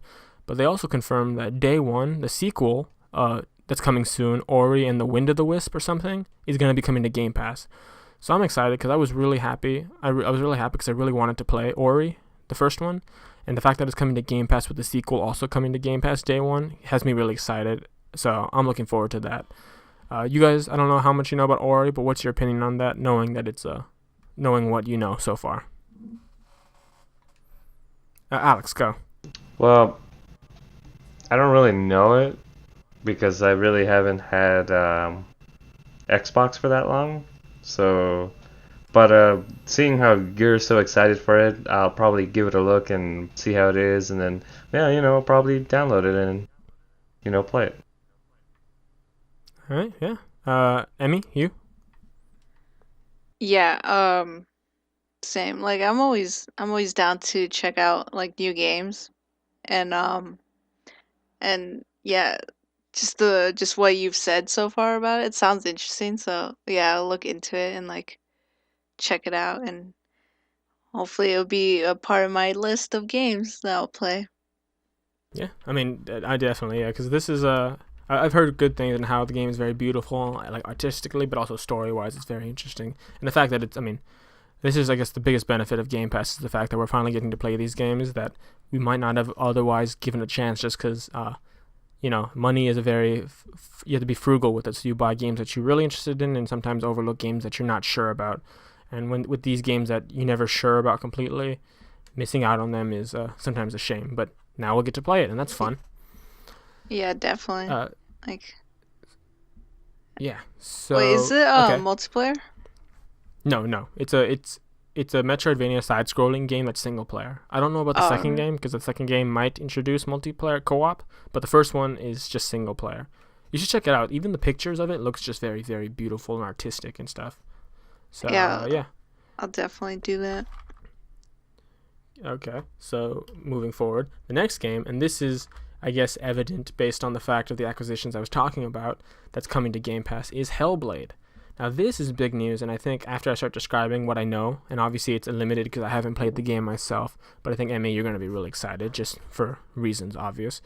So Hellblade was a game made by a team, I forget the company name, but it was a big deal because the game came out and it looks amazingly beautiful. I mean, like, people go on about how beautiful Horizon is, Zero Dawn and stuff, but like this game matches, and if not, in my opinion, sometimes beats it from what I've seen. And it's made by a team of 20, and this is a big deal because this is an indie studio, and it was a whole FU to big gaming. I guess that's an industry. And they were saying how you don't need a big team to make a quality game. Quality games can come from anywhere, and there was a whole deal because of how beautiful it looked. But apparently people were also talking about how beautiful the story was and how this game was a very good it touches on the topic of mental health and stuff like that, and apparently it was crazy how well it was, and people went apeshit. I mean, this game won tons and tons of awards, and apparently it's coming to Game Pass probably because of the acquisition. So obviously, Emmy, you see why I think you might be especially interested in it. But Yeah. I'm excited just because I mean I have like seeing as I browse gaming communities and forums and talk about gaming with people a lot. I have heard much about Hellblade. It's not something that's not talked about. It's very much well spoken about. So I've heard a lot, and I've always wanted to play, but I've been kind of on the fence of buying it at the various prices I've seen. However, now again with Game Pass, since it's coming to Game Pass, it's a no-brainer. I'm going to be playing it the second it comes out because I want to know what the deal is about, and I want to finally see what all the hubbub is about, so to speak. So I'll pass it to you guys. You guys might have, Alex, you might have heard about it just because Hellblade has been talked a lot, and I think we might have talked about Hellblade once before. I'm not sure, but I'll hand it off to you, Alex. What do you have to say? Well, no, I have not heard of it. Okay. But just alone from the name itself, sounds like it's a cool game. So I'm gonna have to say the same thing as the last game we talked about. I'll give it a look, and yeah, I'll probably download it in. Or wait, this is for Game Pass? Game Pass. Yeah. These are all Game Pass Okay. games I'm gonna talk about. Okay, then yeah, probably the same thing. I'll give it a look, and I'll probably download it. All right, sounds good. Emmy, you? Yeah, especially because it's on Game Pass and like, yeah, I'll definitely just like look at it. Like, there's like no question already. I'll give it a go. Mostly, I'm also mostly intrigued about is the how you were saying. It talks about mental health, and I'm always really interested when games talk about that topic and see how like they touch upon that subject. So, and you said like they portrayed it well, or like it was, or like the I way mean, they from what I've discussed heard, it. it was very like the way they discussed it was a very like well appreciated, I guess, is to say. Uh, then yeah, I'll definitely check it out, and yeah, I'm really looking forward to it actually. Now that you mention it. All right, yeah. That's definitely a game I recommend you guys check out a video once you get the chance, just because like regardless of whether or not like the concept is interesting, like when I first saw like a footage of the gameplay, like because they really in the gameplay they focus on the main character, I forget her name, and they do a lot of the trailers highlight how like graphically beautiful it is, and like they show off how well it looks, just beautiful, and it blows my mind. I mean, literally I'll probably send you guys one of the trailers just right after this, just so I can hear you guys' reactions, because like I was amazed at what I saw just from a team of 20 apparently. But that's cool. So yeah, look out for that. Then the next game, it's one that I had no knowledge of, so it'll be short, but it was one they announced that was immediately available, and I have checked and double checked, so it is immediately available. Is a game called Thief of Thieves, which apparently is based off a comic book series by Robert Kirkman. Oh, I saw that. And yeah, okay, you did see that. Yeah. Yeah. So it was they announced and then released the same day, and apparently it's a narrative driven like kind of choose your own adventure game with a very comic booky art style similar to Wolf Among Us, if you guys are familiar with that. In the kind of like I don't think cel shaded is the right word or not, but they released the whole season on Game Pass, so obviously not much to talk about there. It does look really interesting, and yeah, that's about it. I don't know if you guys have any information, if you guys are familiar with Robert Kirkman or anything, if you have anything to add, but I'll let you guys say a piece. Alex, go. No, actually, I don't know. I just saw it pop up on Game Pass. I was like, I wasn't curious enough to look at it because it did seem like a story-based kind of game, so it didn't catch my attention that quick. But Oh, okay, wait, new information. I just looked up Robert Kirkman, and this is actually something very interesting. He is most notable for, and this is very notable stuff, he created or co-created The Walking Dead, as well as writing some very well-known Marvel comics. So he's not just some random scrub. He is Walking Dead guy, at least. That does carry some weight for me. Alex, does that carry any weight for you? Because I know you like Walking Dead. the Walking Dead Telltale series, correct? Or The Walking Dead the No, show? the actual Walking Dead. The graphic novel. Oh, the graphic He novel? created the graphic novel, which inspired the show. And Oh, Yeah. okay. I'm gonna be honest with you. The person who likes more Walking Dead is probably my sister and father. But I was joking just because I Oh. was more joking because I know Emmy's really big into Walking Dead. Oh, okay. and I just thought it's funny, but okay. No, but I did play the. Well, I do know most of the Telltale series, but I guess that doesn't really have to do with anything. That is true. That is But, true. I think I don't know. there's always been that debate because you like those series and I really do not. I mean, no, I'll give you this the benefit of the doubt. Like, there's a lot of like shitty things in the Telltale series, but at the same time, I can't like. It makes me laugh because it's shitty. But Fair enough. I'll give you that. Plus, it's not like I haven't played like almost every Yeah. season. I mean, it's easy achievements. So I'll never probably pass. I mean, it's an interesting series, especially how it kind of crosses over like very little with the actual show. But Yeah, kind of. I guess. I'm gonna have to say it does not make a big difference because I'm not that much of a fan. Fair enough. All right, I'll pass it on to Emmy. Go. Yeah, when you said his name, I was already. Oh yeah, he's the guy from Walking, or he's the one who created Walking Dead. So I already knew his name. Um, I mean, I missed like the past 2 seasons of it, but I still really enjoyed the show for what it was, and like I enjoyed the graphic novel for for what from what I read up to, and I mean, it does carry some weight in the sense that like I know he does good work, or he's been doing good work. Um like there's some stuff like it was like really good, so I mean so sorry. So with that being said, yeah, hopefully the game itself, like he will carry that on to the game. And All right. Sounds good. I mean, to be fair, it is a game, like, just for the fact that it's a narrative-driven story game, that does seem like something that might interest you, because I know a lot of games you really like are more narrative-driven. yeah, definitely. Yeah, definitely. I can see that, like with the way he just like, I mean, he's a writer, and so like I can see why like he's doing a narrative driven story, and hopefully like the game is just as good as like some of his not best work, but like he's done good work, so I hope that All right. carries over. Yeah, fair enough.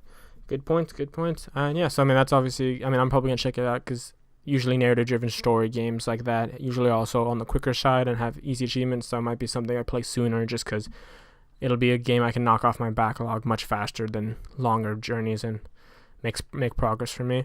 So yeah, looking forward to that. And it is on Game Pass already. I downloaded it already.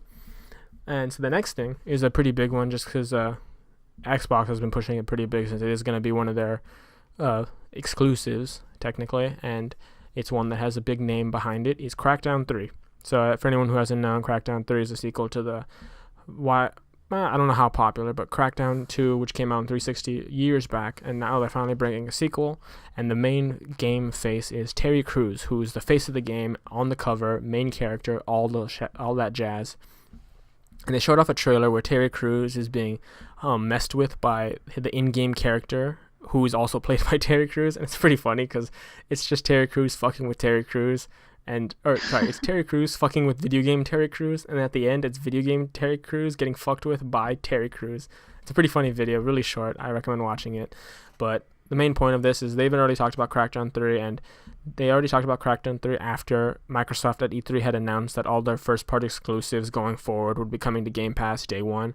So this video was more just to highlight the fact that they're still sticking strong with that promise, because they announced Crackdown 3 is, when it comes out in February, is going to still be coming to Game Pass day one. And obviously Crackdown 3 so far what it's shown, it's interesting. I mean, it always promises that crazy, fun, dumb action like Saints Row-esque with 100% destructibility of the environment. You can break everything. And they also showed off an interesting, I think, 2v2v2 mode where you have to go around like defeating your enemies and destroying buildings and stuff, and that's always cool. Not much to talk about there, just because it still has time to come out, and Terry Crews is Terry Crews. But to keep it brief, do you guys have anything you want to add to Crackdown 3 coming to Game Pass, or anything I said right now, or anything you know about Crackdown 3? Alex, go. I have never heard of that, but just because you said Terry Crews, correct? Yes, Terry Okay, I Crews. want to make sure that that's exactly who you said That's fair. because Terry Crews is like a really cool guy, or he's an Yeah. amazing actor too. So that actually makes me interested in the game now because I know there's been like a lot of things of like him talking about being like a big gamer or something, and then also him like Hmm. wanting to voice like Doomfist like long ago. But yeah, that's really interesting. That's cool, and definitely take a look into that. Definitely, definitely. And I think. Oh, also, sorry, something to add to there.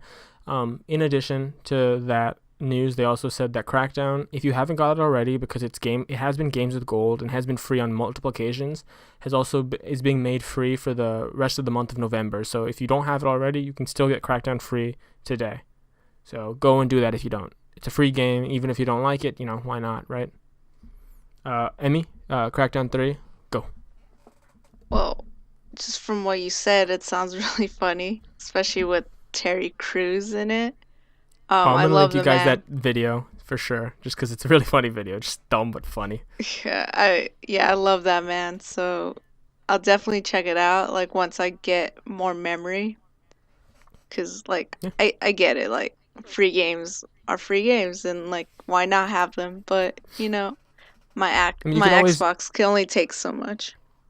you can what you can do is always just install it then cancel, because then at least you'll have the rights to the game, so it'll always be on your ready to install, but you don't have to install it. But anyways, that's just a side tidbit of info. Fun fact: you can actually, if you go to Game Pass today, they will have a thing that says Crackdown 3 campaign, and if you download that, that's not actually the campaign for Crackdown 3, as you would figure. It's just, I believe, a preloading or pre-order technically, because I downloaded it and I tried to run it just because I was thinking maybe they released the campaign early, but it just tells you wait till the game comes out. So it's kind of like a pre-order thing, and you preload the campaign, I guess. So yeah, fun fact: you could preload the campaign today if that's something you're interested in. But it doesn't come out for another like 4 months, so it might be a little too early to preload. Um, but Right. yeah, yeah, exactly. Going forward though, the next few games are all games that unheard of, but they were cool, and I want to mention them, and especially a few that, from what I've seen, are very interesting concepts, and want to mention. So I'll just kind of go down on the list, and you guys stop me if any of these ones. Stop me if any of these ones.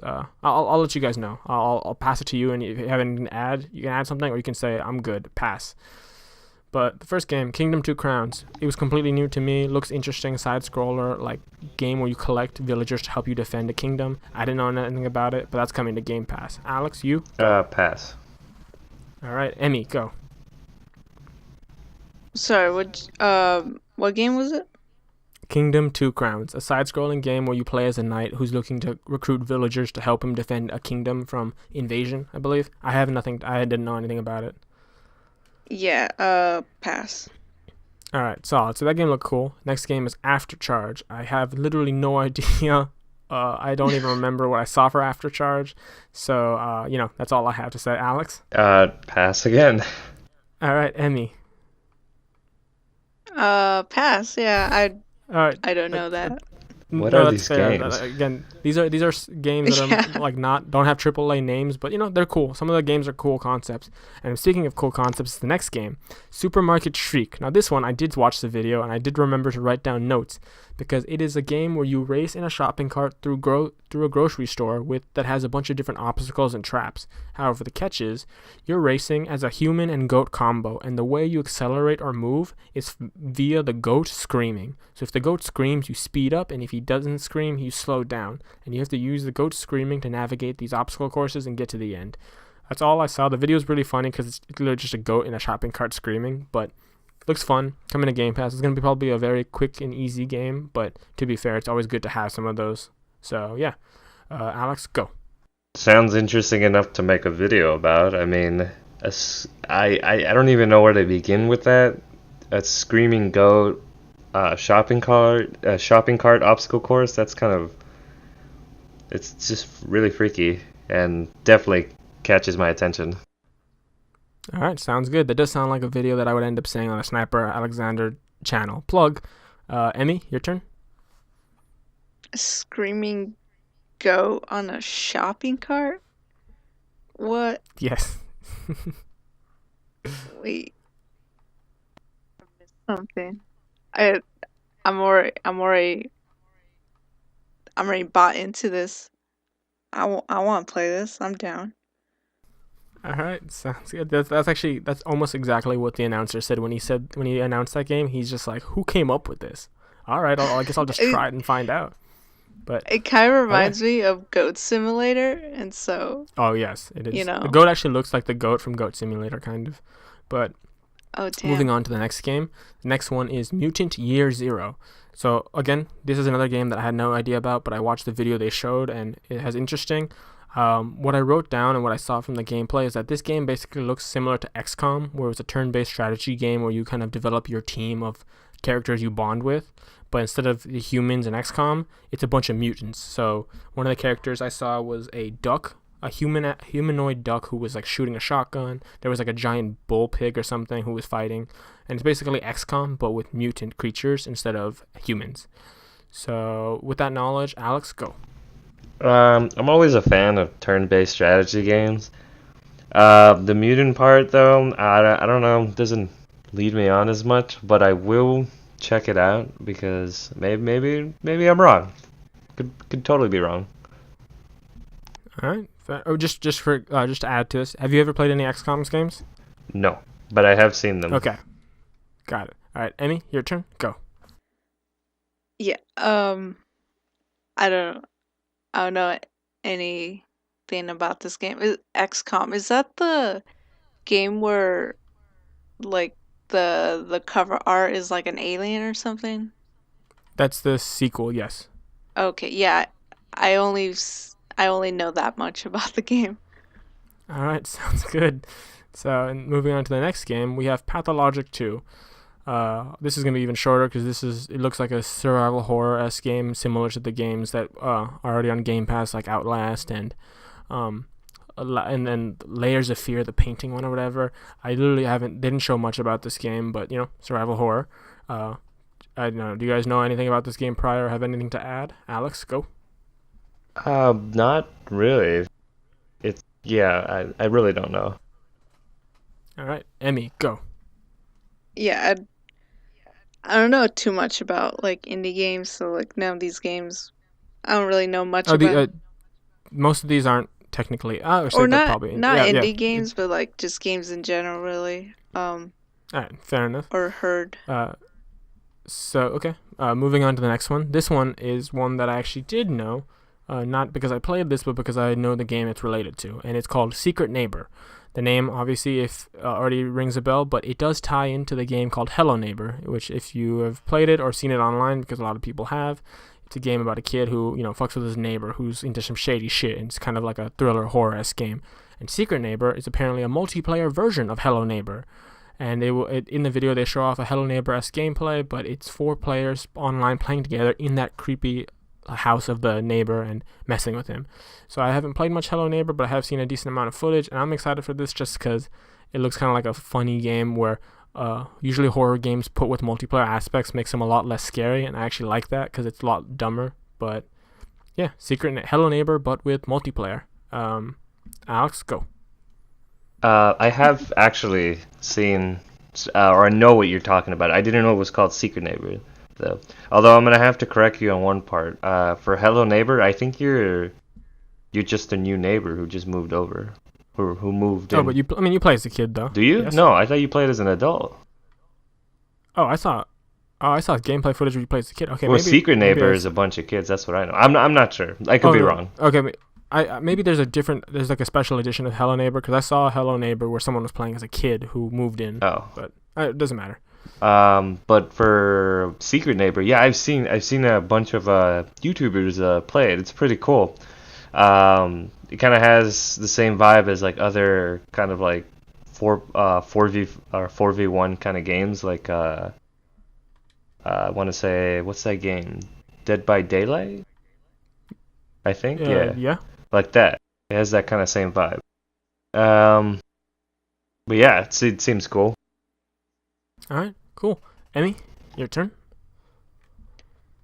Um, I mean, I'll check it out. It sounds interesting. The with like the whole aspect and the premise of it. I'll check it out. Like Uh, like your what or what'd you say? What Secret Neighbor was like? It sounds pretty cool. All right. Okay. Sounds good. I mean, it's good thing at least these games will be getting some attention, at least from you guys, if no one else, since they're coming to Game Pass. The next two I'm just gonna rattle off because I have nothing to add, and I feel like no one has anything to add to these games. Is one, The Good of Life. So no idea what that's about. I totally forgot what the trailers are about. I'm not gonna even bother asking for opinions on that one. The other one is MXGP3, was just a motocross racing game. I can't imagine you guys have anything to add there, so I will also skip past that. Chime in if you really want to speak about that and your love of motocross racing. But the last two are ones that actually have something I want to add. So the first one, which is the one I have less to add about, is Thomas Was Alone. And Thomas Was Alone is a game where you play as a rectangle called Thomas, and you have to work with other shapes and platform your way to the end, I assume. And the reason this was interesting is because I had vaguely heard about the name before, but I had not actually seen any footage, and watching the footage during the conference, it was actually interesting because there's actually a whole dialogue going on. I mean, there's a character that voices, and I think they actually named the comedian. Apparently, he's a pretty successful comedian who actually narrates and plays as Thomas, the rectangle. And that sounds weird, but it seems like the game has it gives off a Portal-esque vibe where there's going to be a lot of value in the commentary and the discussion, and a lot of the funness comes from the cool, witty banter that comes from the characters. Don't know really much else, but I'm excited because it looks like it could be a surprise factor game where it seems really dumb because it's just a square platforming, but it actually has a lot of really interesting elements to it. So, Alex, you? Well, it's not something that I've heard of, so I don't have anything to say. Sorry. No, fair enough. Again, it's fine. I mean, a lot of these games are not as super well known, so it's just Emmy, your turn. Sounds kind of interesting. Yeah. The only thing I could really say is like I'll give it I'll give it a look. It's on Game Pass. All right, Give it a little fair look see. enough. I guess in the future, it would probably been smart if I say, if you guys have anything to add, just say if it interests you enough to check it out or not. But that's too late now. The last one is, in this one actually I was kind of happy about, just because for reasons I will get into, is Agents of Mayhem. Agents of Mayhem is a game that came out from the studio that does Saints Row. I believe it's Deep Silver, if I remember correctly. But they made this game, and it was a 3v. It was a team-based game. It felt kind of like a Borderlands game where you control different teams of three who have different abilities and classes and whatnot to go in this open world and complete missions in a very Saints Row-esque manner. And one cool thing was that this takes place technically in the Saints Row universe, but it was a game that did not do very well for a variety of reasons, I imagine. It looked like it had the combination of the destructibility and craziness of Crackdown, but with the Saints Row feel and character as like that. And when this game came out, I was like, oh, I like Saints Row, and I would be down to check it out, but the game did poorly, or I thought it would. And some people came out and said, like, no, the game has some really fun elements, and it's worth checking out. And I was going to play it, but I realized that this game is one of those games that I always see and think, eventually, if I wait long enough, I'm going to be getting this for free. And I've been waiting out for quite a few years now, or I think 2 years now. And lo and behold, when this was announced, I was happy because I was finally right. I will be definitely playing Agents of Mayhem when it comes out, but I'm happy that I'm finally getting it for free like I had predicted so long ago. So, Alex, go. I have heard of the game Agents of Mayhem, but just like you, maybe just not like that, but yeah, it's more of like I would play it if it was free or not, but if not, then no. But yeah, sorry. It's confusing, but you get what I'm saying. To summarize, if free, yes. Got it. And Yep. free. Emmy, your turn. Go. Yeah. I mean, it's free and sounds interesting. It sounds kind of up my alley. I'll check it out. All right. Cool. So that is the gist of the 16 games on Game Pass they wanted to highlight, and that really covers basically everything that I wanted to talk about from the conference without going into more of the Kingdom Hearts stuff that's in the trailers, but we'll save for when Asham gets here, or we'll save to tease when Asham gets here so she can't actually ever talk about it. But I guess to wrap this up, I want to ask you guys, and we'll go around the room. I'll start first just to make it easy and give you guys time to think. What's the thing that stood out to you most out of everything you heard today? And I think for me, it's the fact of it's Yu-Gi-Oh is really what I want to say, but I think it's just the Game Pass games that are actually coming, because I am actually really excited to finally get the Ori games, and the fact that they're doing Hellblade, because it really shows that they are, like, Microsoft is making a point to push that they're going to keep their exclusive games on Game Pass, and I think that's right now that doesn't sound as great, but I think going forward, especially since they're setting themselves up to be really strong on the exclusive side going in the next console generation, and the fact that they definitely they've been seeing success with Game Pass, and they're going to probably stick with it. I'm excited that the fact that going forward, Game Pass will only probably prove to have more value, and I'm excited that there are games coming, even though for me, and I buy a lot of games because I play a lot of different games, and I think I'm decently informed about games from not just one genre, but like a wide genre. And the fact that they're still coming out with games that I didn't have access to or didn't play, that they come into Game Pass so I actually can still find value in it, is really good. So yeah, I'm going to say the Ori games and Hellblade coming to Game Pass is my number one thing. Close second is Yu-Gi-Oh! Alex, your turn. You know what? I'm going to have to go with Metroid. You know, it really it really spoke out to me. But no, what really caught my attention were all the new Game Pass releases. Like, even now, I'm scrolling down Game Pass to see what new games I can find. But now, you know, since you mentioned that a bunch of them are gonna come around, or some already came out actually, definitely gonna be looking forward to it. All right, cool. Emmy? I think just Game Pass as a whole, like overall, from what you've said, I'm really excited because some of these games sounds like really up my alley, and some of them like really sound interesting, and I'm always down to check out like different types of games, and especially indie games where you know like where you just know like it could like turn into something good. So it all sounds really exciting. I'm glad I have Game Pass now, thanks to my boy Roland, who helped me out customer service. Check out that whole story in the previous episode. That is episode 1 of the Off the Clock podcast, for those who aren't aware. Yeah, I talked about my boy and how he helped me out get Game Pass for another 3 months. So I'll be looking forward to it. Also, when are they coming out? The different dates for different games. There's no like specific date for all of them. Okay. Then the 3 months. Yeah. So that's the Xbox One 2018 FanFest podcast episode. Thanks for listening. Hope you guys learned something, or we're just interested in the topic. Otherwise, my name is Aveen. We have Alex. Bye. We have Eris13 or Emmy or Eris. Yes, I have 2 names for my indecisiveness. Thank you. But yeah. And shady, yeah, but whatever. Thanks for listening. Goodbye.